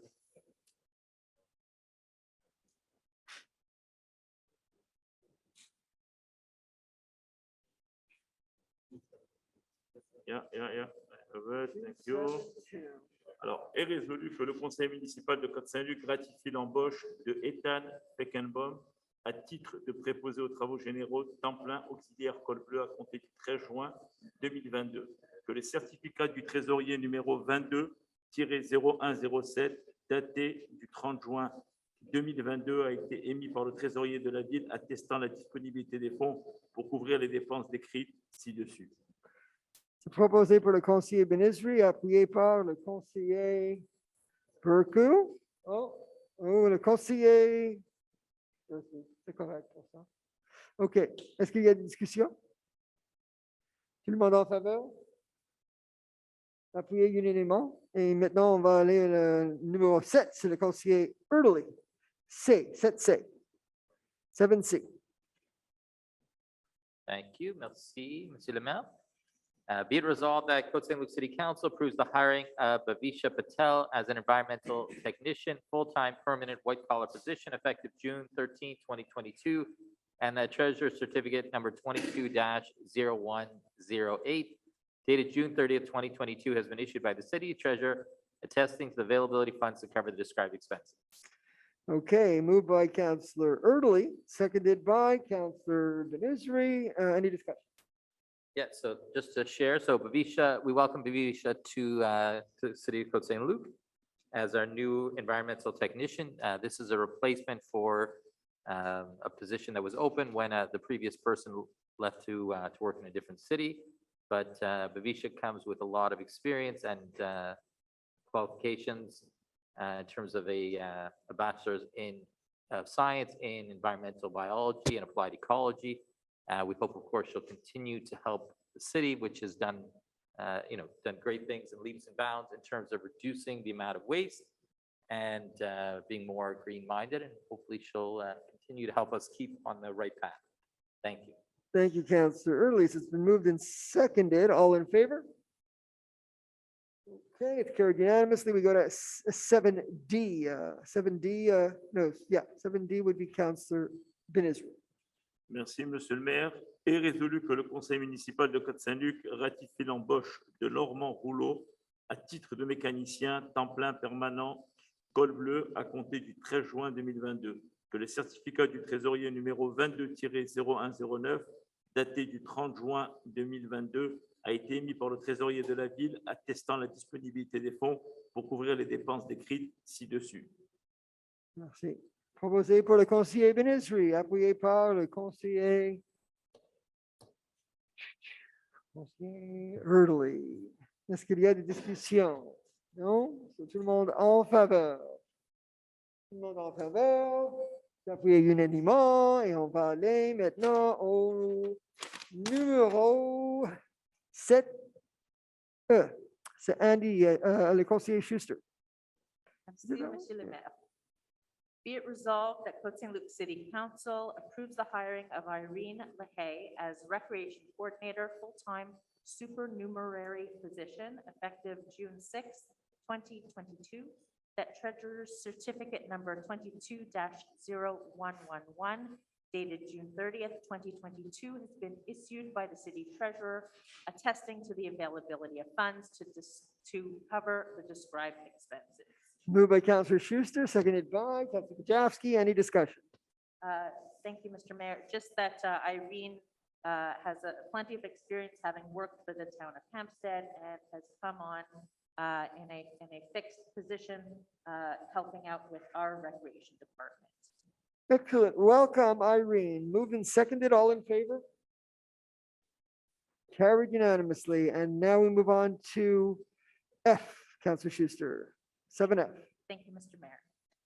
Be it resolved that Côte Saint-Luc City Council approves the hiring of replacement white-collar auxiliary employees whose names are listed on the document titled Auxiliary Employees, White Collars Hiring, dated June 30th, 2022, and that said employees' terms of employment will be as per the conditions of the collective agreement. Moved by Counselor Schuster, seconded by Counselor Kajowski. Any discussion? Thank you, Mr. Mayor. This includes a lifeguard, assistant lifeguard, day camp junior counselor, and senior counselor in terms of replacements of staff that we needed for Okay. recreation. So it's been moved and seconded. All in favor? Carried unanimously. And then we go on to G, Counselor Benizri, hiring 2 general laborers, public works. Merci, Monsieur le maire. Est résolu que le conseil municipal de Côte Saint-Luc ratifie l'embauche de Éric Nagy et Patrick Seydi à titre de préposés aux travaux généraux, temps plein auxiliaire col bleu à compter du 30 mai 2022. Que le certificat du trésorier numéro 22-0110 daté du 30 juin 2022 a été émis par le trésorier de la ville attestant la disponibilité des fonds pour couvrir les dépenses décrites ci-dessus. C'est proposé pour le conseiller Benizri et appuyé par le conseiller Schuster. Est-ce qu'il y a des discussions? Non. Tout le monde en faveur? C'est appuyé unanimement et on va aller au numéro 8, le conseiller Burku, Legal Services, City Clerk. Title 2, Litigation. Yes. Thank you, Mr. Mayor.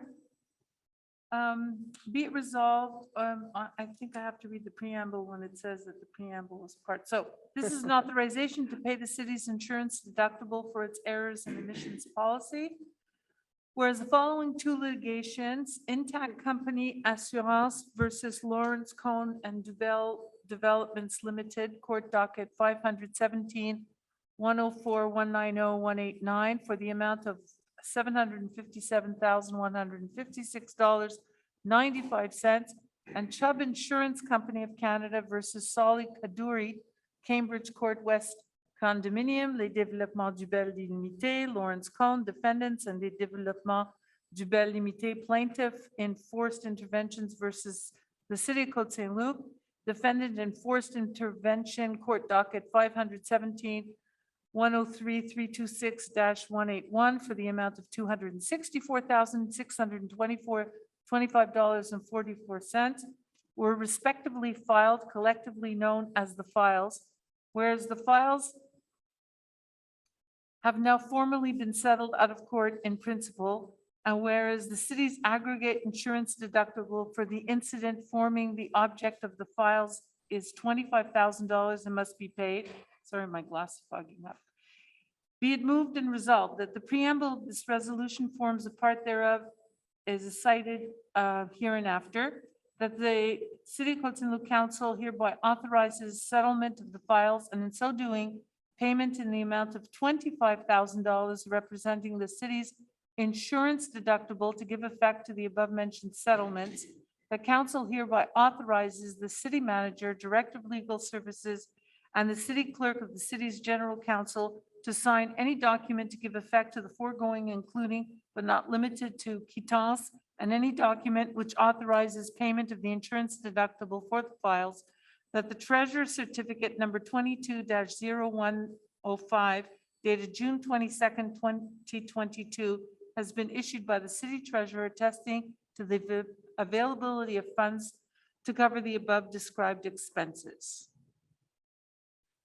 Moved by Councillor Berku, seconded by Councillor Erdeling. Any discussion? Go ahead. Yes, so basically, as you can understand from the resolution, the city hereby authorizes the payment in the amount of $25,000 representing the city's deductible in order to settle these cases, which were claims of $757,000 and $264,000 respectively. So that's actually a very good deal, and we have now settled these cases with the assistance of our insurers.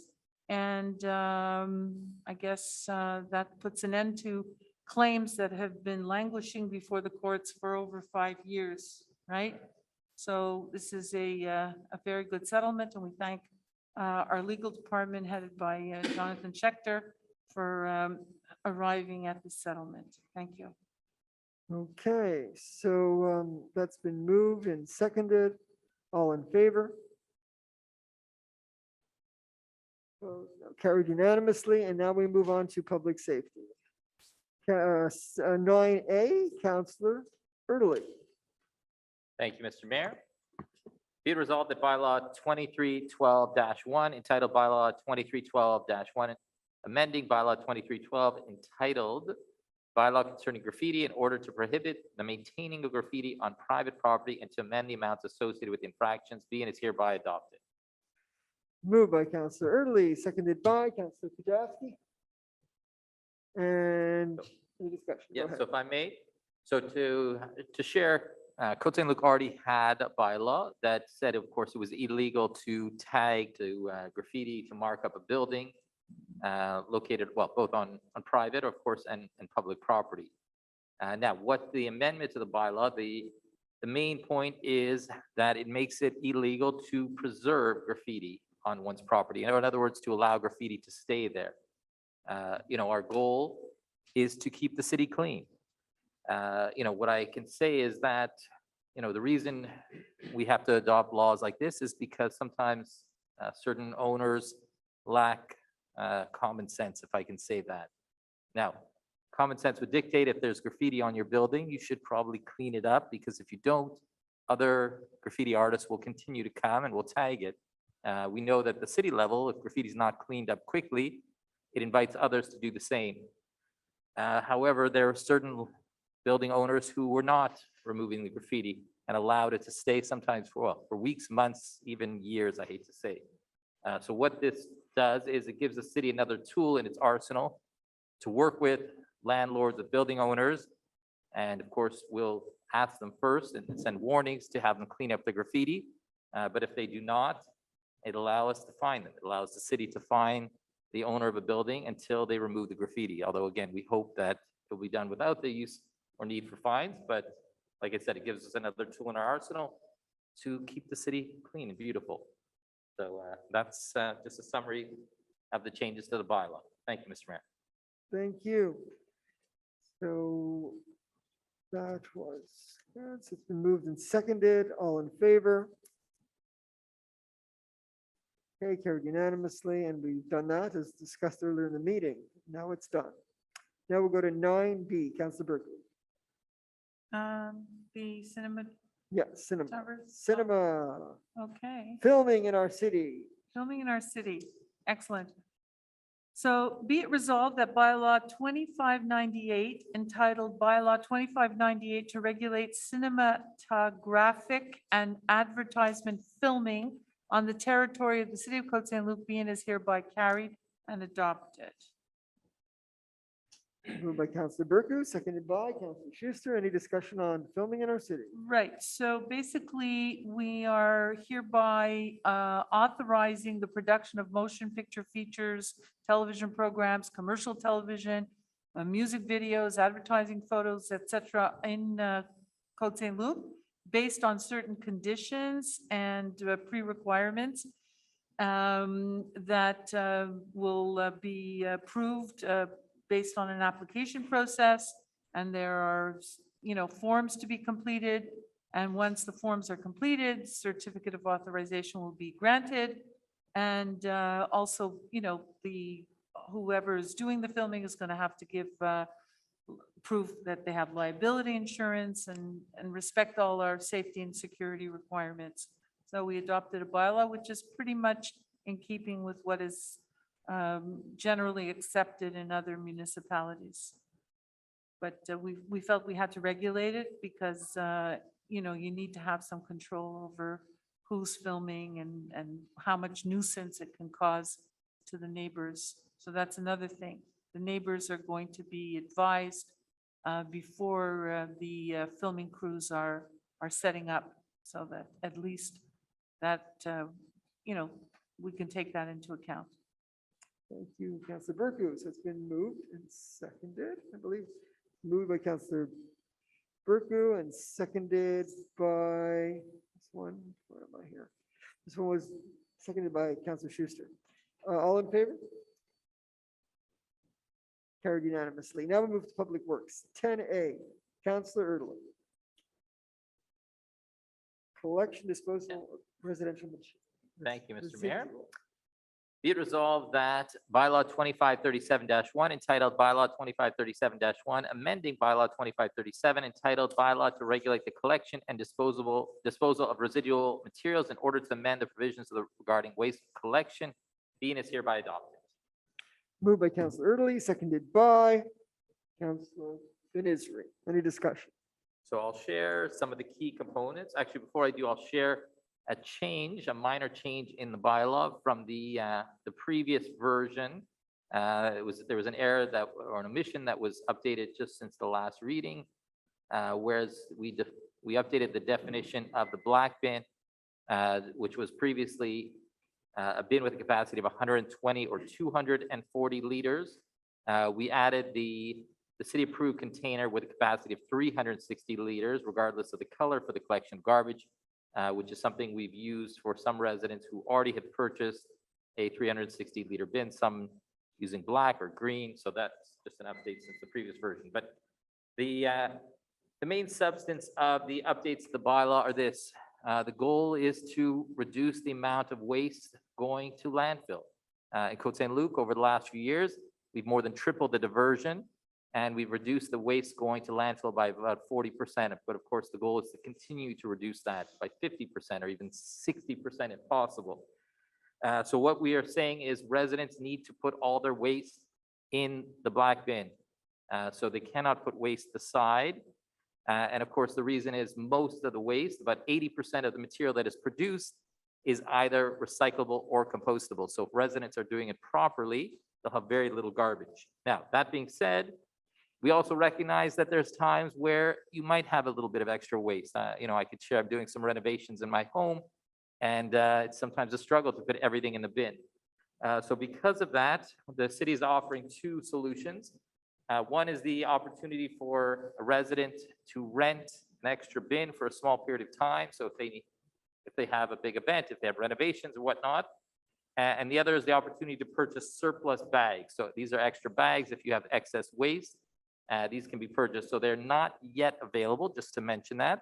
The city is sourcing these bags. We should have them in the next month or two. There's been some delays with supply chain issues. But as soon as they are, they'll be posted. You'll be reading about it on the city website and so on. And our director of communications, of course, will work with the director of public works to inform all residents once those are available. So again, the goal of this bylaw is to continue to help the city and help our residents reduce the amount of waste that goes into landfill, with more and more waste being diverted either to recycling or composting. And this just defines what can go, what the size of the bins, what should go in the bin, and in case residents need extra, they can again rent for a short period of time an additional black bin, or have the opportunity to purchase surplus bags, which will be available from Public Works in the next month or two, with information to follow. Thank you. Thank you, Councillor Erdely. So it's been moved and seconded. All in favor? Carried unanimously. And now we go to 10B. Councillor Erdely. Thank you, Mr. Mayor. This is one I'm excited about as well. I have to admit, we have been talking about this one for a long time. So first of all, I'll read the resolution. Be it resolved that bylaw 2470-2 entitled bylaw 2470-2 amending bylaw 2470 entitled bylaw to regulate nuisance in order to amend the provisions concerning leaf blowers, be and is hereby adopted. Moved by Councillor Erdely, seconded by Councillor Ben-Isri. Go ahead. Councillor So Erdely. I'll share on this one. I have to admit, I have a few residents that have emailed me consistently on this topic with regard to leaf blowers. Now, the issue is on a few levels. One, the noise. What I can mention is that because I guess you can imagine it was from March of 2020 till recently, especially with more people working from home, the sound of the leaf blower became more and more of a nuisance. The other issue is also the dust that is created as these leaf blowers blow, not just the leaves, but all the dust and the sand and whatnot that's on the ground in the air. And it creates a nuisance, of course, for residents who live in the neighborhood. So that being said, in a perfect world, we would ban the leaf blowers outright. However, we understand that there's certain periods where they are more needed, and the city, I have to admit, has to use them as well during those periods.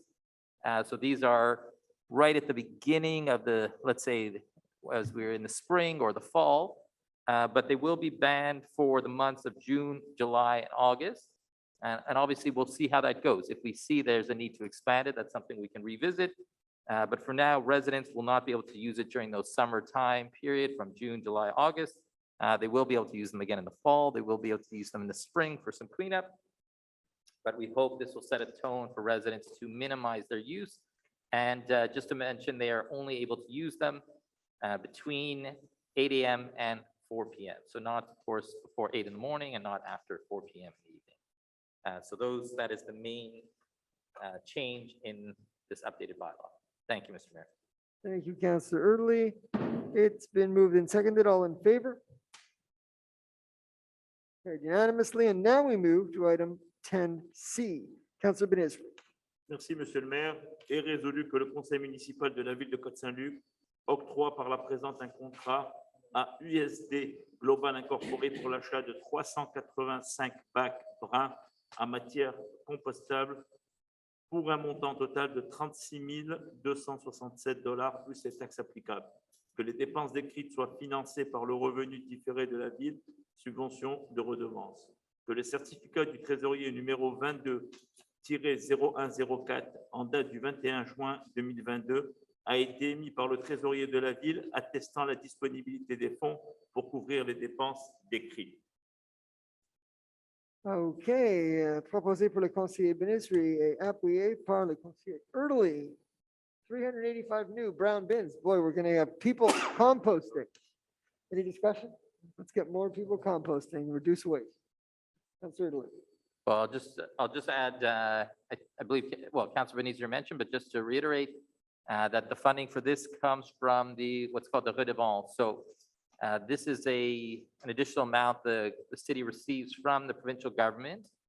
We get more, the more money we get from the redevance, it's based on the tonnage that is diverted. So the more we divert, the more money we get. And we get also, of course, additional funding from Russie Quebec. And I could tell you the last years, we keep getting more and more money. Of course, we hope to continue to keep the diversion rate high so we can get more of these funds. So the funding from the government is there to offset the costs and it help offset most of the costs for the black bins as well. So just to add that to this point. Thank you. Thank you, Councilor Early. And now we move on, moved and seconded. All in favor? Carried unanimously. All right, and now we go on to 11.1, which is 5888 Beethoven. Councilor Kajewski, I believe. Yes, thank you, Mr. Mayor. I don't know if we can still screen share the webinar. Are you able to? Okay, so page 457.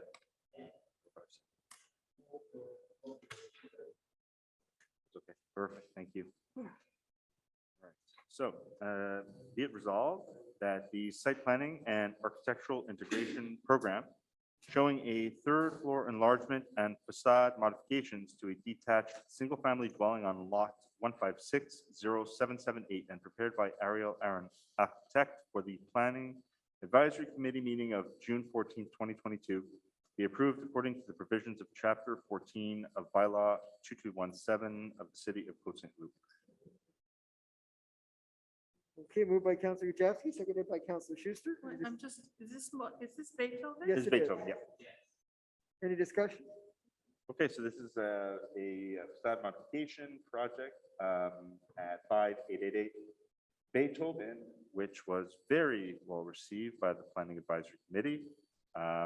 Really, I have nothing negative to say. I think it's a beautiful project, very well thought out. I know there was back and forth a little bit between the architect resident and our urban planning staff, and originally they wanted to modify the shape of the house, but the architect stood the ground and wanted to keep the spirit of the original home, but with a really nice nice modification to the facade as well as to the driveway and the front. The materials selected are really just flow very well and fits very nicely into the streetscape of Beethoven.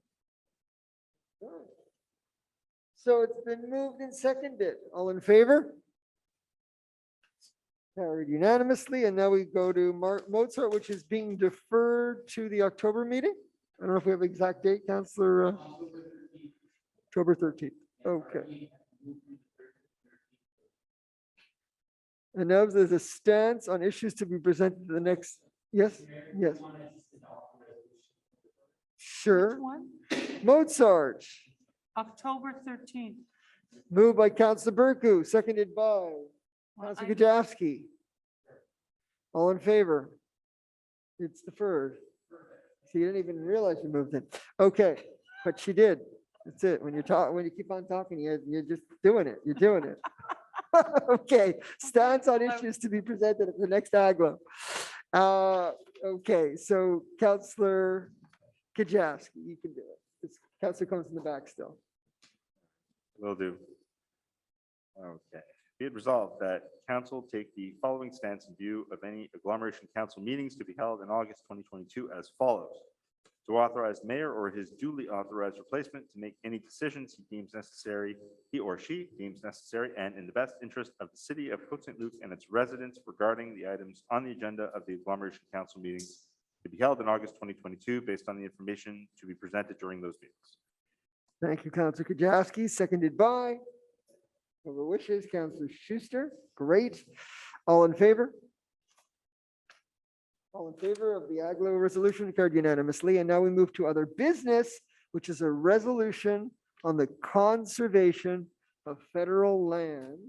And Councilor Burke, who's going to explain this one? Councilor Burku? So first, I'm going to read the resolution, Mr. Mayor. Yes, please. And I would Wait, wait. ask, Yes.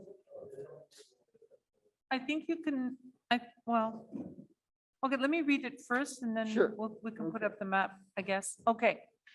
So this is a resolution requesting the federal government collaborate with the cities of Montreal and Dorval to preserve and protect federal lands north of Pierre Elliott Trudeau International Airport in the areas known as the Techno Park and Gulf Dorval. Whereas north of Montreal's Pierre Elliott Trudeau International Airport, there is an invaluable integrated 215-hectare wetland ecosystem consisting of fields, forests, and marshes, which are the property of the Government of Canada and which are leased to the Airport de Montréal ADM. These lands are known as the federal lands. These lands are situated in part of the borough of Saint Laurent and City Montreal, and in part in the city of Dorval, as they appear on the attached map from the City of Montreal dated May 11th, 2022, entitled Technoparc Consolidation des Milieux Naturels. And you can see the map on the screen. Whereas this integrated wetland ecosystem includes the ecologically important monarch butterfly fields used by the monarchs to feed and reproduce during their migration to and from Montreal, a city that has been named a monarch gold metropolis. Whereas these butterfly fields have been gravely damaged in the last weeks, and the whole 215-hectare ecosystem is itself threatened by fragmentation and ultimately destruction. Whereas in September 2020, the city of Côte Saint-Luc became the 75th city in Quebec to be certified as a monarch-friendly city. Whereas this certification with a silver designation engages the city to implement at least 15 actions to save the monarch butterfly habitat. Now I have to go to my screen, just a moment, please. I'm almost there. Whereas on August 9th, 2021, the city adopted a resolution confirming its commitment to protect the monarch butterfly habitats and adopt measures to protect the species. Whereas more than 200 species of birds have been cited in the above-mentioned federal lands, as well as great numbers of other animals that make the 215 hectares a hub of biodiversity.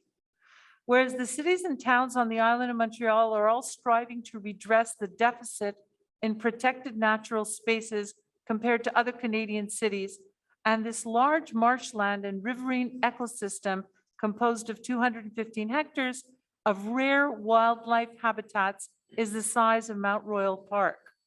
Whereas in December 2021, the Minister of Environment and Climate Change was mandated by the Prime Minister of Canada to ensure that all Canadians have access to green space, and in particular to establish at least one new national urban park in every province and territory, with a target of 15 new urban parks by 2030. Whereas the entire federal lands included in the 215-hectare ecosystem is the last of its kind still existing on the island of Montreal, and hence a part of the natural patrimony which merits being protected for all residents of the island of Montreal. Be it resolved that the Government of Canada recognize and acknowledge the ecological value and biodiversity of the lands owned by the federal government, the federal lands, north of Pierre Elliott Trudeau International Airport, that is lots 3, 4, and 5, located in the borough of Saint Laurent, Montreal, as well as the lands commonly known as Gulf Dorval, including the Champ de Monarch, the monarch fields, located in the city of Dorval, all of which are under lease to Airport de Montréal, the ADM. That the Government of Canada, by way of Transport Canada, advise and require ADM to halt all and any development on such lands with immediate effect. that the Government of Canada, in line with its stated objective to create or contribute to the creation of an urban park in Quebec by 2030, provide for the preservation and the conservation of these federal lands in perpetuity for future generations. That the Government of Canada work with the Borough of Saint Laurent, Ville de Montréal, and the City of Dorval to create a legacy for future generations by creating an urban park on the island of Montreal similar to the Rouge Park in Ontario. That this resolution be transmitted to the Federal Minister of Transport, Omar Al-Gabara, the Federal Minister of Environment, Stephen Guilbeault, all federal members of Parliament representing ridings on the island of Montreal, and to all mayors and councillors, and I underline councillors, elected to all cities of the agglomeration of the island of Montreal.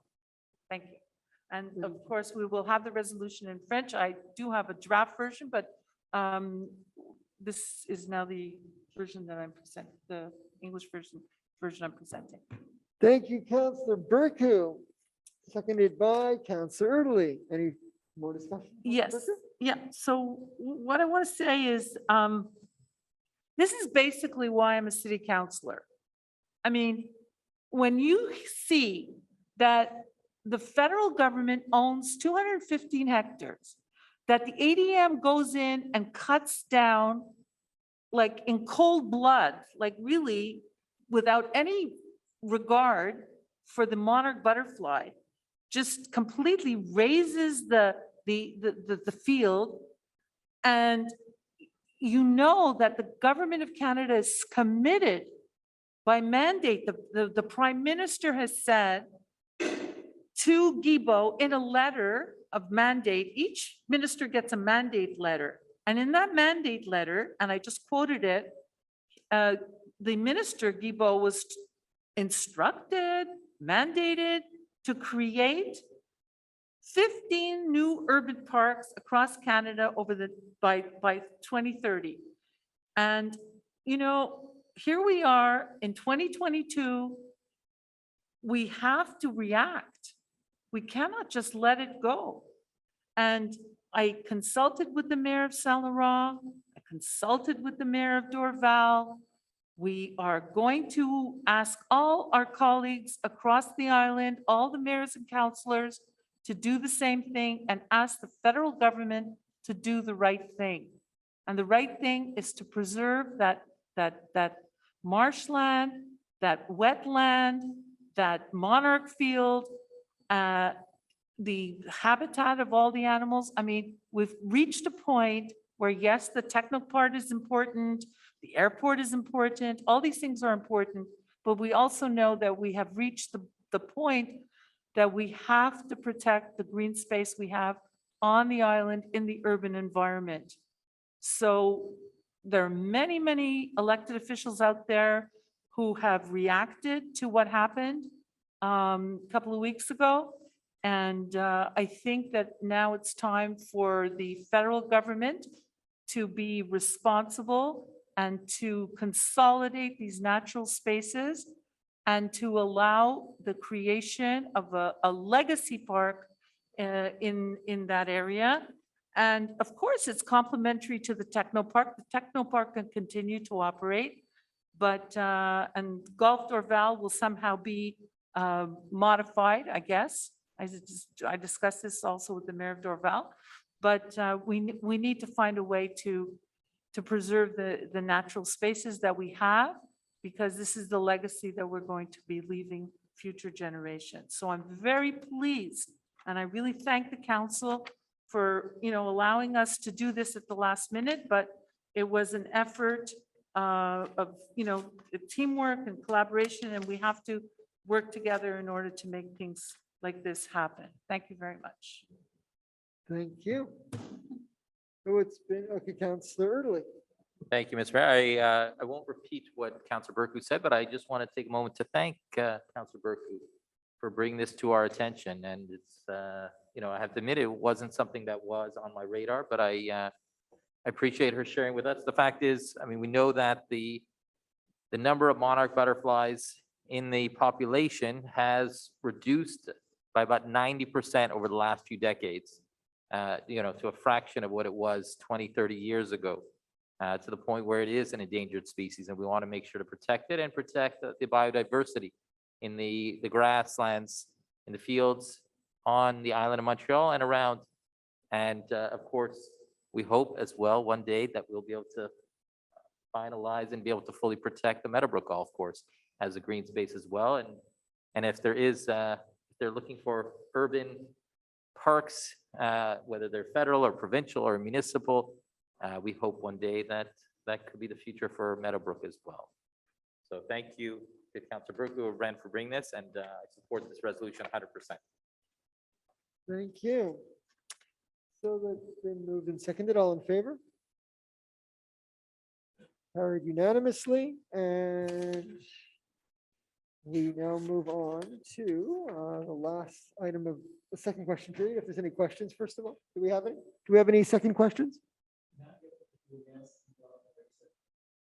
If anybody on Zoom wants to ask a question, you have to raise your hand.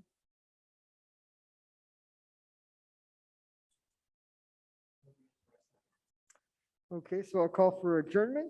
Councillor Kajowski. A motion for adjournment by Councillor Kajowski, seconded by Councillor Schuster. All in favor? We're adjourned. Thank you very much. Have a great evening. Thank you.